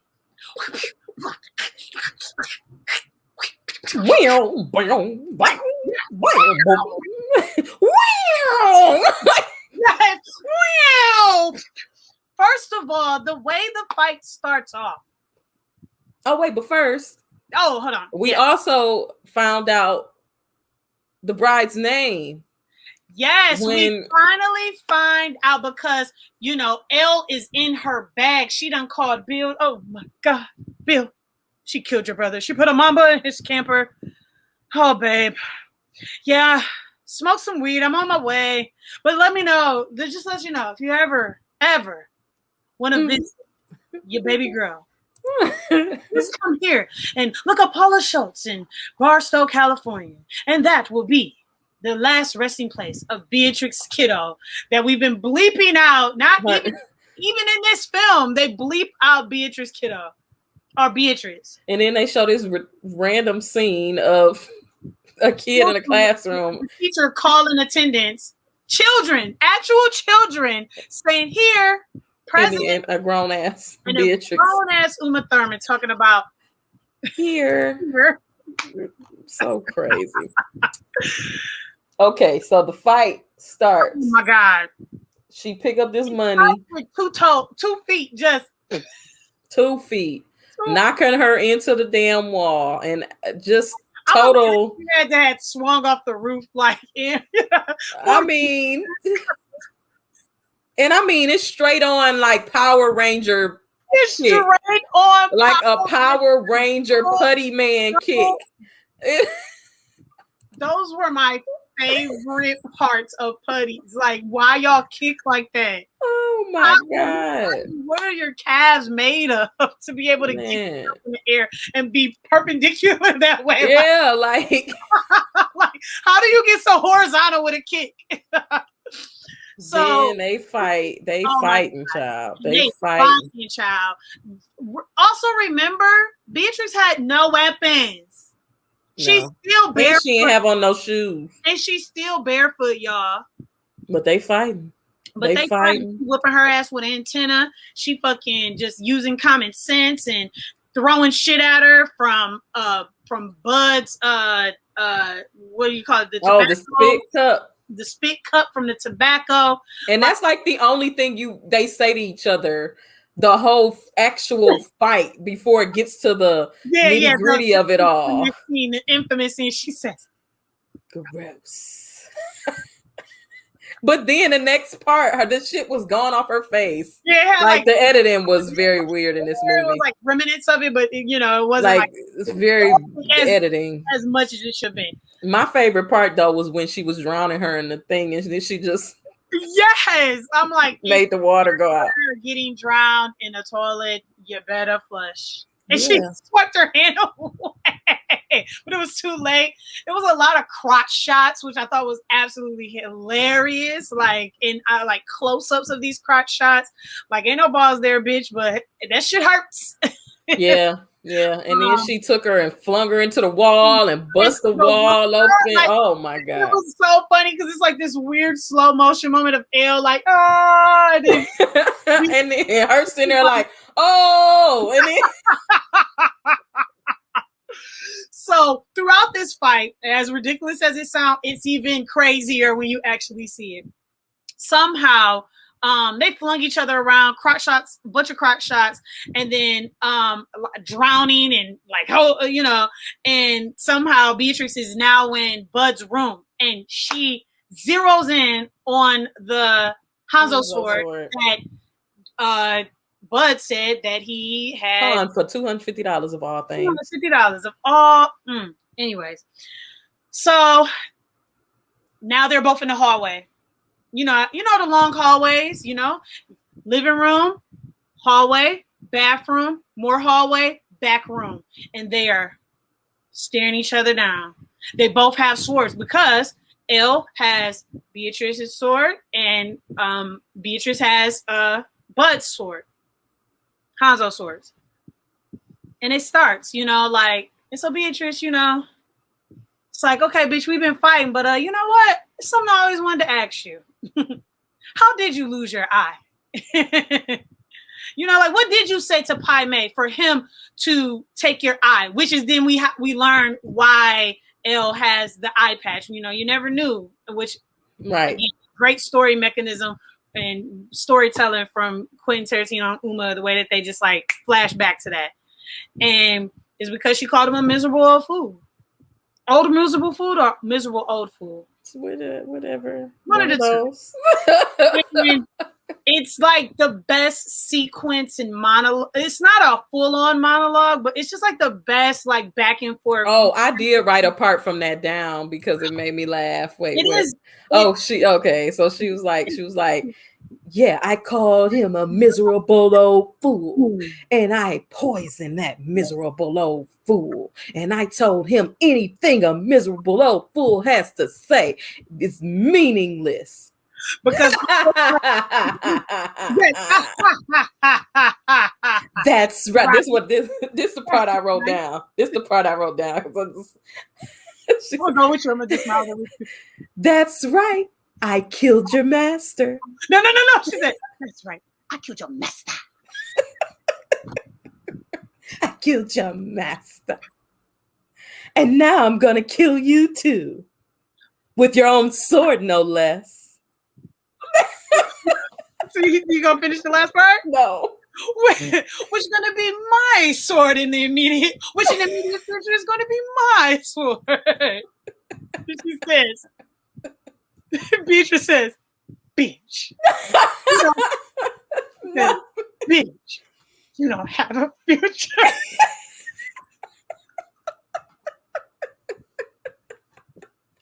Oh my God. That shit made me laugh so.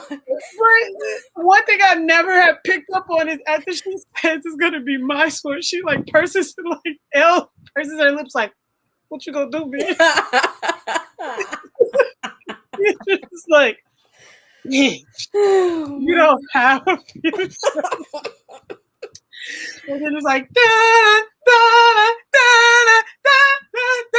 All I was going into Prince's da, da, da. Oh my God. Oh man, go watch Purple Rain, y'all. They finally come towards each other. The infamous like sword, like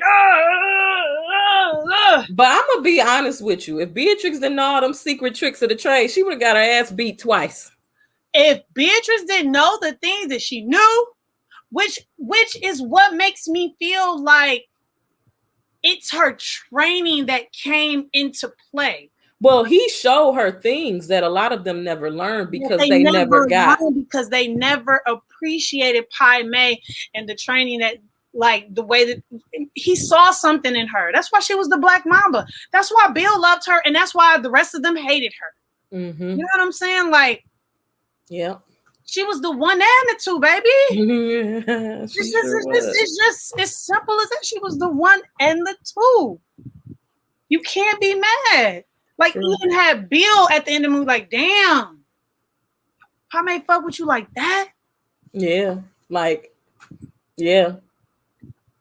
Like, he didn't even show me how to do that shit. He didn't even show me that. Damn, like, wow. I didn't even know it was real.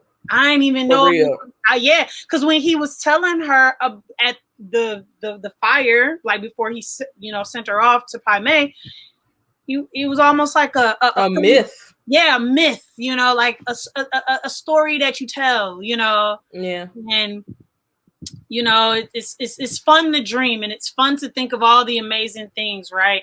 But when you really are that person, like, and she had this natural instinct, the way that even when she had got hit back into Bud's room and then her eyes zeroed in, like it was obvious, but like it was still like for her. For me, it wouldn't have been obvious. I thought there was some more golf damn clubs. But just like you said, like I think that she also played a little bit of that, what we talked about, Bud. Like, I'm gonna be the blonde. She played that damsel in distress. She make it seem like But I think like maybe that's what she wanted to always be. Maybe really inside her other side of the coin was like, I'd rather be this like soft, simple person, and and I need a man. Maybe that's how she got into the relationship with Bill in the first place. That could be. She snatched. So it's so funny. Me and my friend are watching this. She's like, "Oh my God, what's gonna happen? The Black Mama's gonna like bite Elle in the ankle." I'm like, "Nah, the Black Mama's gonna snatch Elle's eye out, her good eye, her one and only eye." Baby girl went crazy, and it is like the reaction that I expect of somebody that just got their eye snatched out, and it's for the second time. Yeah. Yeah. It is the reaction that I would expect that somebody would have of having their eye snatched out. Not the first, but the second time. Yeah. Yeah. It's great acting. And it's so funny because I hadn't seen this movie in so long. I thought I saw Elle get bit by the Black Mamba. I never really realized that they just kind of left her to her own demise. Yep. With the Black Mamba. Yep.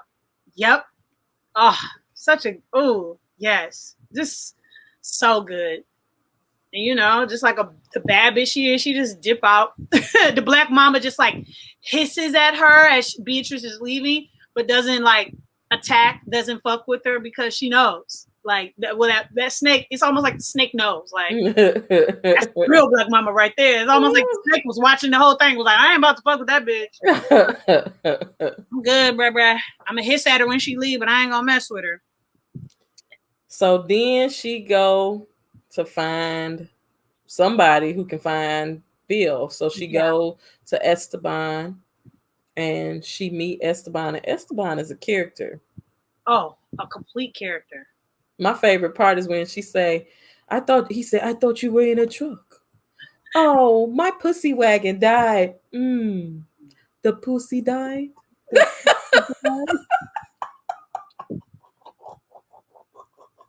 Like, what the hell? And what the fuck was wrong with that girl's mouth? He sliced her mouth and she couldn't keep it closed. Did I miss it? Did I miss that? Yes, he so what he was telling throughout the story, I remember when I first saw this with a group of friends. I saw this at the movie theater. Then I seen it a second time on DVD with a group of friends. And I remember being like, yo, I don't know what the fuck this man is saying. So y'all gonna have to shut the hell up so we can listen. And everybody was like, so we still don't know what he's saying. We like all really shut the fuck up and was trying to hear it. And like, we all can't hear, man. We can't hear. But he tells the story of basically being like, well, see, I wouldn't have shot you in the head. I just would have sliced your face. And then he called the girl over. Oh. Yeah. So I thought he meant like right here or something. No, he sliced her right up. Yeah, he gave her a nice little slice right in her mouth. So she couldn't even close her mouth. So it was like all of this is open. This was like all open. So it's like she can't, it's nothing she can do. And he's like, giving her little. And she like, gracias. Gracias. Like, see, out there, he said, Bill, I wouldn't shut you. I wouldn't do that. If you were one of Mike, I'm thinking if he about to be like, you would be my girl. He like, you would be my top. You'd be my top one. Yeah, like misogyny in this movie, like, oh my God, so bad. He said that too, like, do you think you know how Google questions come up like, is Kill Bill a feminist film? Like, hell no. I mean, in a way, tough girl, you know, I get it, but like, I don't know, bro. Yeah. I don't know. Yeah. I mean, just because it's misogyny doesn't mean that it, you know, it's not a feminist movie. But I don't know, dog. I don't know. So what you know, I've watched this movie a lot. I love to watch it. It's one of my favorites to watch of like the Quentin movies, and then next is like Pulp Fiction. How can I put this? And then Django. When we get to that third act and she's on her way to Bill, that part is so much longer than I always remember. I always think that it's just like another like half hour. It's another like, or maybe I feel like more is maybe like 20, 25 minutes. And it's more like another 45 minutes left. Like, it is really the third act. Like, as much as I've always felt like, man, this flies by, it really is long. It's long. It's a nice piece of cinema. It's a nice piece of cinema. Like, you can watch that part and learn so much. So she's done with Esteban and she's pulling up on Bill. And we're ready. Like, we're ready. We're like, this is the moment we've all been waiting for. And she comes through these doors and she has her sword on her back, gun in her hand, and she's ready to go. And boy, oh boy, what happened? Oh, she comes through. I know I heard clicking and then it was just like, and I swear to God, I had my eyes closed. I don't know what just happened. It was just me. I don't know what just happened. I don't know either. But I'm back. But yes, I'm so happy. I don't know how I could have ended this by myself. But yeah, she's walking and she's ready. Like, more ready than we've ever seen. More ready than feel like, is she prepared? Maybe. Like, I don't know, because we've thought she's been prepared in the past. I think so. You know, like you said, she on her way. Esteban willingly gave her the information. Oh, gave her everything. And she on her way to him, and she prepared. I feel like she was more prepared for him than anybody she fought. Like, Yeah. and she walked into a whole ass hotel type spot with a samurai sword and a gun in her hand, like, and nobody thought to question that at all. She just walked through that joint like. But then she gets there and she's welcome. She's met. No, she's not welcome. She's met. Well, kind of. She meeting him with a gun and he meeting her with her daughter that she thought was dead. And they playing shootout. And what's worse, this is the kicker. This is the kicker for me. And I know because I've experienced it. Usually when somebody does something like that to you in anger, they wish you dead, you're dead. Even when they find out you're not dead, they continue to tell your child that they dead and you don't have a relationship with them. So you don't know, they don't know who you are. Mm-hmm. It is the most beautiful and gratifying feeling when a child who has not met you yet knows who you are. Yeah. And it is a very emotional feeling. And I say that for myself because for the first year of Dion's life, I didn't meet him. Mm-hmm. So when I came home and he knew my name and he knew who I was, I bust out crying. Yeah. So it's like that was the worst part about it because she didn't walk into a home that her daughter didn't know her. Yeah, she walked, like she lived on without her. It was as if she was talked about every day. Yeah, like she knew what she looked like. She knew everything about her. She knew that was her mama. As soon as she walked in the door, like she been waiting on her at the damn door. Yes. And it was just like, oh, Bill, you a asshole because do you not want her to kill you? Are you trying to see if that's gonna like break that, or do you know like what are you? Do you feel bad about what you did? Like what, bro? Like what is your method? Like what is the method to your madness? Like I don't understand it, bro. It really makes that opening of him talking about being a masochist and being sadistic. It's like him shoot, and then it reflects in the conversation that they have later on, where he was like, "Okay, maybe I overreacted." And it's like also maybe him having a child changed his perspective. That right there. And that's what we saw in those last moments.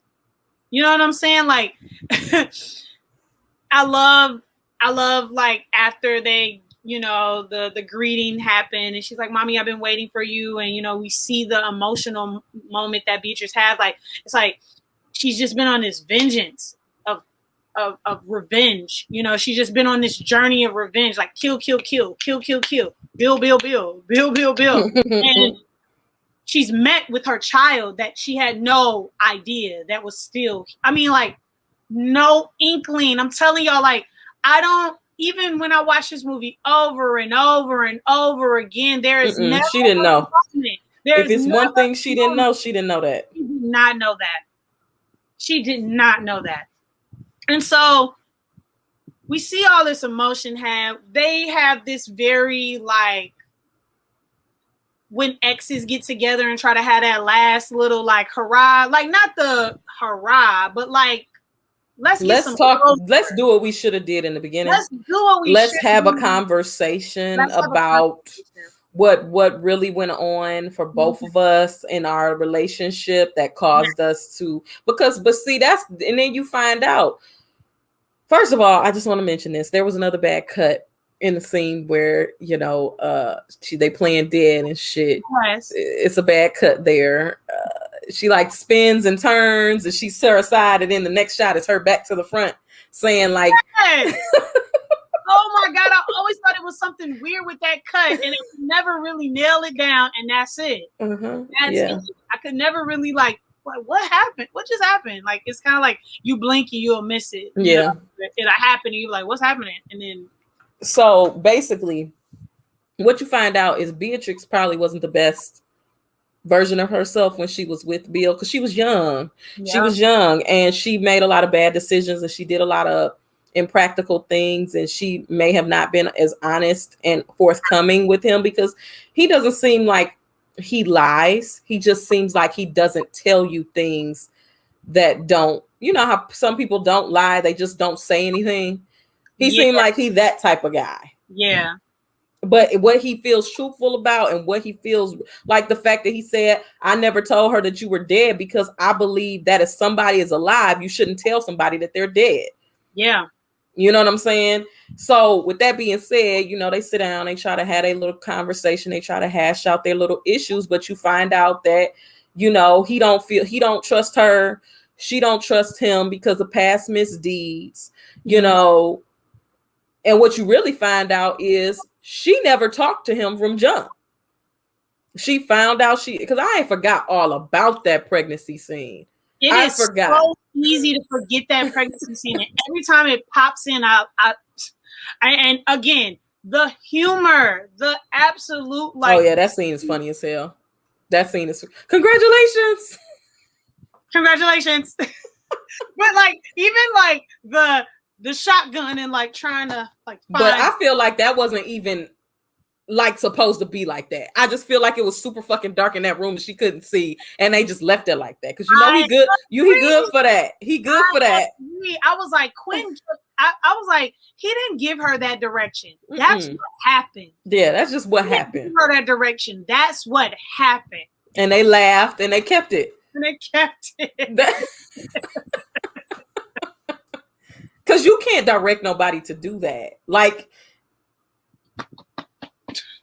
it was like real panic. Like, I gotta keep my eye on this bitch. But and I mean, if you are directing somebody to do that, then shit. Yeah, that's right. Yeah, right. Every girl where is she? Yeah, like that's the one right there. Yeah. So, okay, you know, you find that, well, basically he injects her with a truth serum, and he starts to ask her questions about, you know, why she did the things she did, why she, you know, left him. You know, all of these different things. So now they done moved from one room to another. They sitting at a table. They having a conversation. He talking about he overreacted. She mad. Like, you overreacted. You killed me, basically. That's one of my favorite, like, acting moments from her. She's like, she leans forward. In fact, like, I feel like I even do it sometimes. I'm like, so what? Overreacted? Like, you shot me in the head. Like, yeah, you didn't shoot me in the leg. You like shoot me in the leg. You didn't take me out in the shoulder. You didn't kill everybody around me and just like, yeah, bitch, live with that. You know, like, you didn't just come and kill me. You didn't just kill me. You killed the damn reverend and his wife, mama and daddy. The piano man didn't do nothing. You killed mama and daddy because they was calling each other. Right. I'll never understand couples that do that. Like, those old couples that be like, ain't that right, mama? Because they old. And they weird. So, you know, now they sitting at this table, they still talking or whatever, and then it's time talking is done. Talking is done. And it's time to fight. Time to wrap this up, baby, because... But if she didn't know her secret little tricks of the trade, she would have got her ass beat again. Which sometimes makes me wish she didn't, because I would have loved to see... Like, I mean, that was the best, shortest sit-down fight I've ever seen in my whole life. I ain't never seen. Well, maybe I have seen a sit-down fight, but that was. If you watch some Ip Man, and you know what I'm saying, you probably I've seen some sit-down fights. You know, but like, man, it's just legendary. It's just real classic. First time I saw that scene, I was just like, oh, she did the 5 fingers of death. So as we told y'all before, he told her this legend, this myth of this amazing move, which was how does it go? The 5. I don't know, because I call it the 5 fingers of death. I don't know if that's what it is, but that's like what I call it. I also feel like that's like a DJ name or something. Oh shoot! But like, yeah, she does the infamous move on him that seemed to be something. It wasn't infamous. It was mythical, in fact. Like, it was like, what? That don't exist. And if it did exist, only the masters knew it, and they hold tight to that stuff. That's like thousands and thousands. Yeah, because you can't get that to anybody because they just be walking around, bop, bop, bop, bop. Right. Whenever they wanted something, somebody like Elle, her treacherous dog ass, like, you can't give Elle the 5. No, she just be pow, pow, powing everybody. Right. You just do it for fun. Yeah. I'm definitely about to start laughing like Elle. I have already been told I laugh like a rich white woman before, like, like my loud, like, like, wow, don't laugh like that no more. Ooh wee. Does the move. Does the move on him. And he's like, damn, Padme taught you that? And she said, of course he did. That makes Why didn't you tell me? Why you didn't tell me? I don't know. I'm a bad person. I'm a bad person. He said, no, you're not a bad person. You're the best person. You're a terrific person. You're my favorite person. Oh. And they all smiling and laughing and shit. Smiling and caressing each other's hands and I'm sorry, the last 5 minutes of movie is just weird to me. And I've never really understood it, to be honest. It took a long time for me to get over it. I think for a long time I felt exactly how you felt, where I was just like, I don't like this. Like, what are we doing here? But I think I've gotten older and I've come to terms with it in a way that, like, if 2 assassin lovers had been through an ordeal, like had a lover's quarrel, like, this is what it would look like. This is what it would look like. I mean, so you know how we always talk about, like, revenge, and we talk about, like, how most people aren't fulfilled after they go on their missions of revenge and they kill all the people that they want to kill. They feel more empty. I mean, if we looking at what are you, would we say they both was relieved at that point?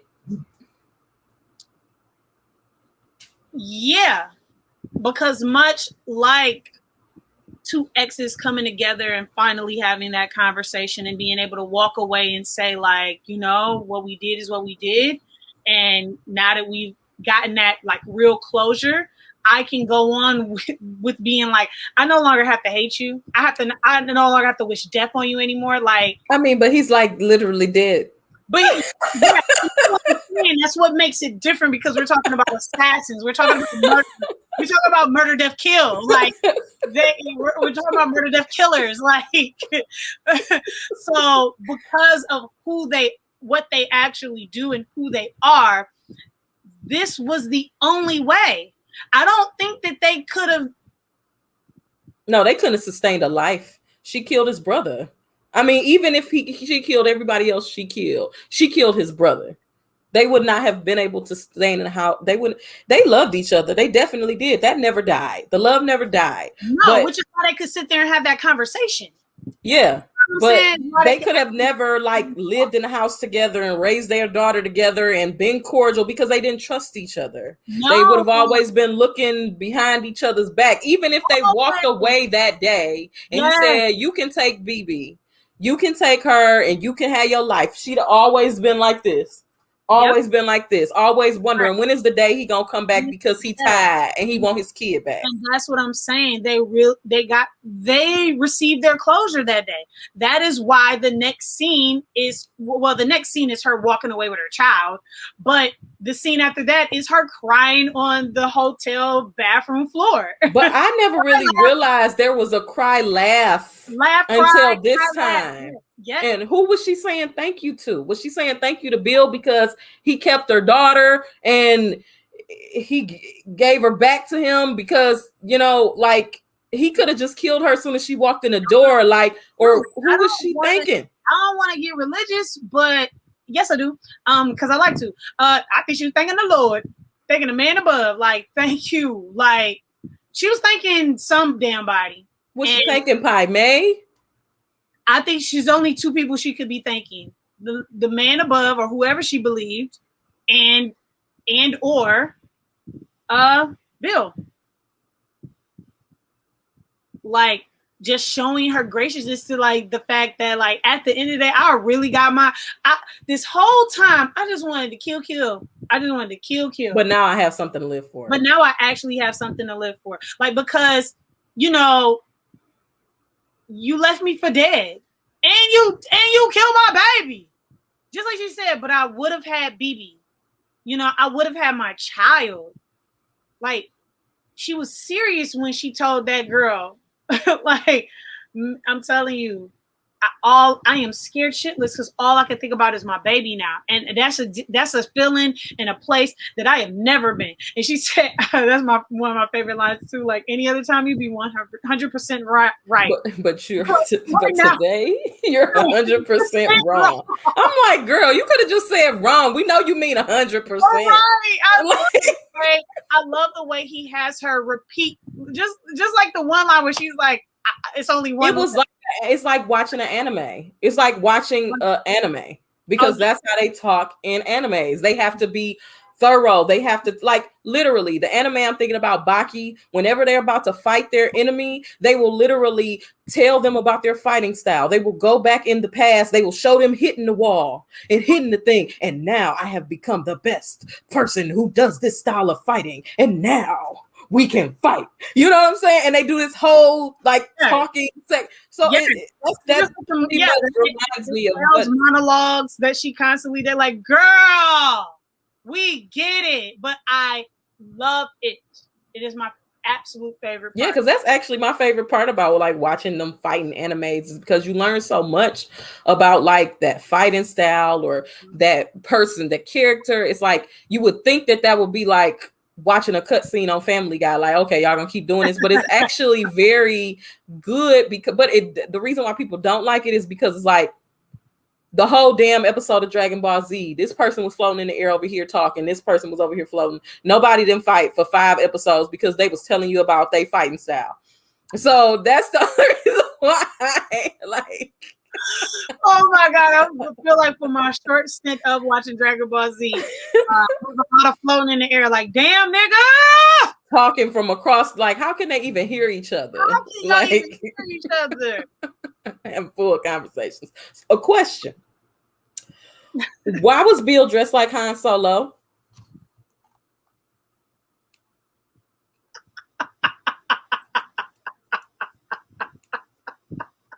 It's real. He was dressed like Han Solo. Like, what is this belt?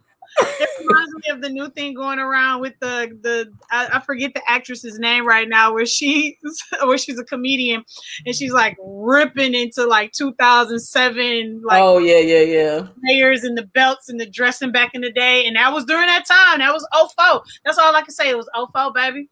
It was 04. The whole khaki was a vibe. It was a vibe. The khaki brown and like not actual khaki, like the color and the belt to match. It was a vibe. It was the fashion. That is true.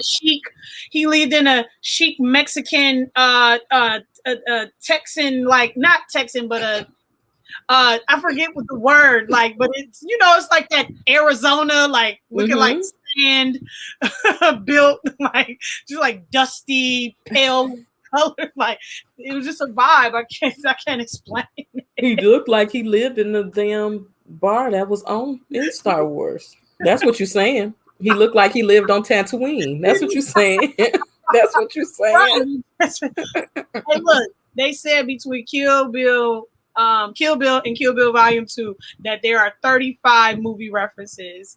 So, well, maybe that was one of them, because he was definitely dressed like Han Solo. Just like Han Solo. You are not lying.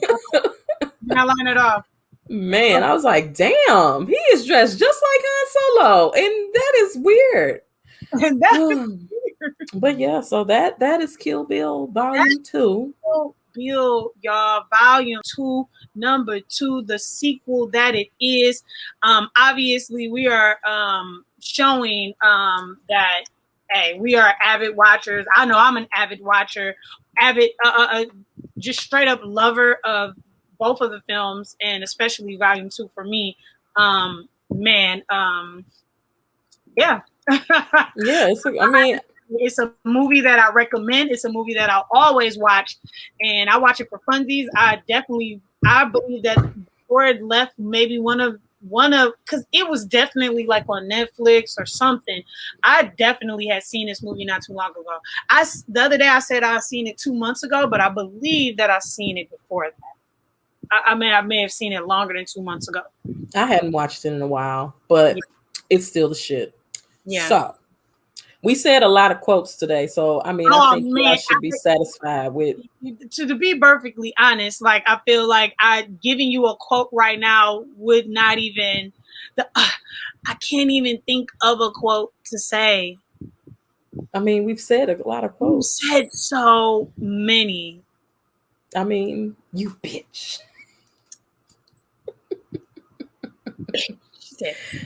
Bitch. Gross. Oh my God. He said, oh my God. Your name's right here. It ain't no more. It's gone. He had some of the best lines. He was like, so you're telling me you're more useless than an asshole right here? And I said, what? He said when he was basically like, so you're yeah, I know, but I didn't get it. I was just like, you're useless. You're useless. More useless than an asshole right here. And I was like, why would you? Okay, I get it. That's what I said. Yep. Like, oh my God, like just a great ass movie. Yes, it's wonderful. It's just, oh my God, like 5 out of 5.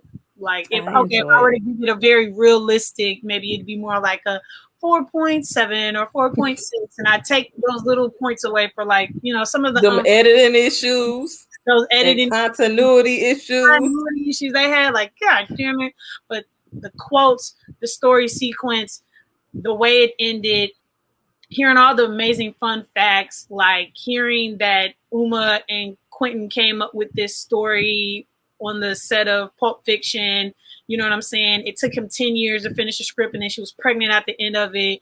The reason that like it became less about the revenge of killing Bill and maybe more family oriented was because he was inspired by Uma's relationship with her daughter. It's just like all that stuff coming together just makes you feel really, really happy. The double duty that a lot of the actors put on, it just, man, just dope. Just dope. I really hope they make a new one and Uma Thurman's daughter in it, and somebody come back and play Vivica Flack's daughter, and it's her daughter trying to come in. I would absolutely love that. That needs to happen.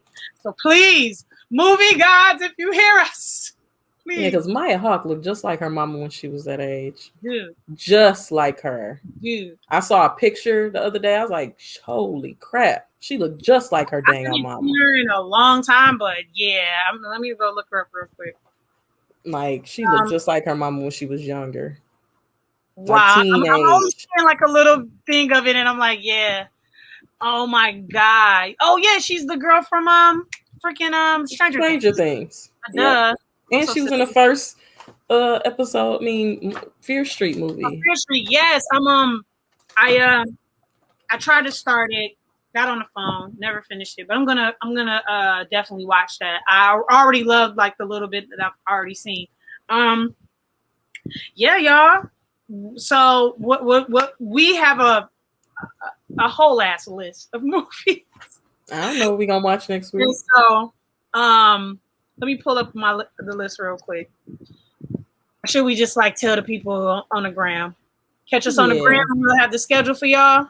Yeah, we probably should, because I don't know what the hell we're gonna watch. We don't know what we're gonna watch yet, but that's just more reason for y'all to go follow us at S the Superstar on Instagram.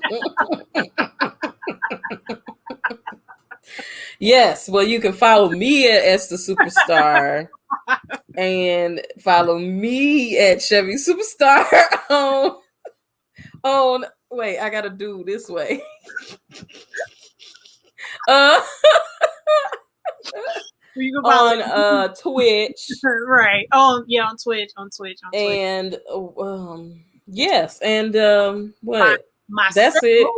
Yeah, I think that's yeah. You don't got nothing special coming up? Nothing with the Not animated? we not going back until the 18th. I mean, we not starting back till the 18th. So All right.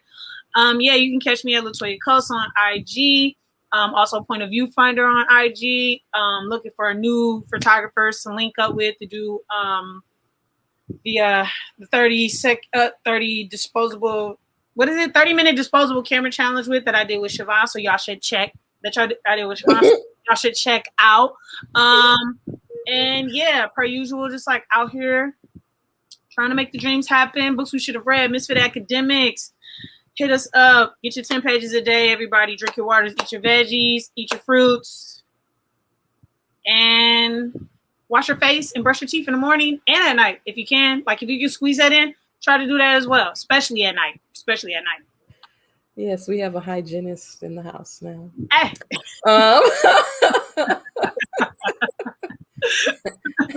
And a nutritionist. For plenty of reasons. She is a nutritionist and a hygienist now as well, guys. Right. Well, thank you guys for coming to Two Snaps in a Circle tonight. We will see you guys next Thursday at 8 p.m. Eastern Standard Time. And yeah, we're about to go home. We're at home, but we're about to. Yeah. Turn it in, babies. Goodbye, everyone. Peace.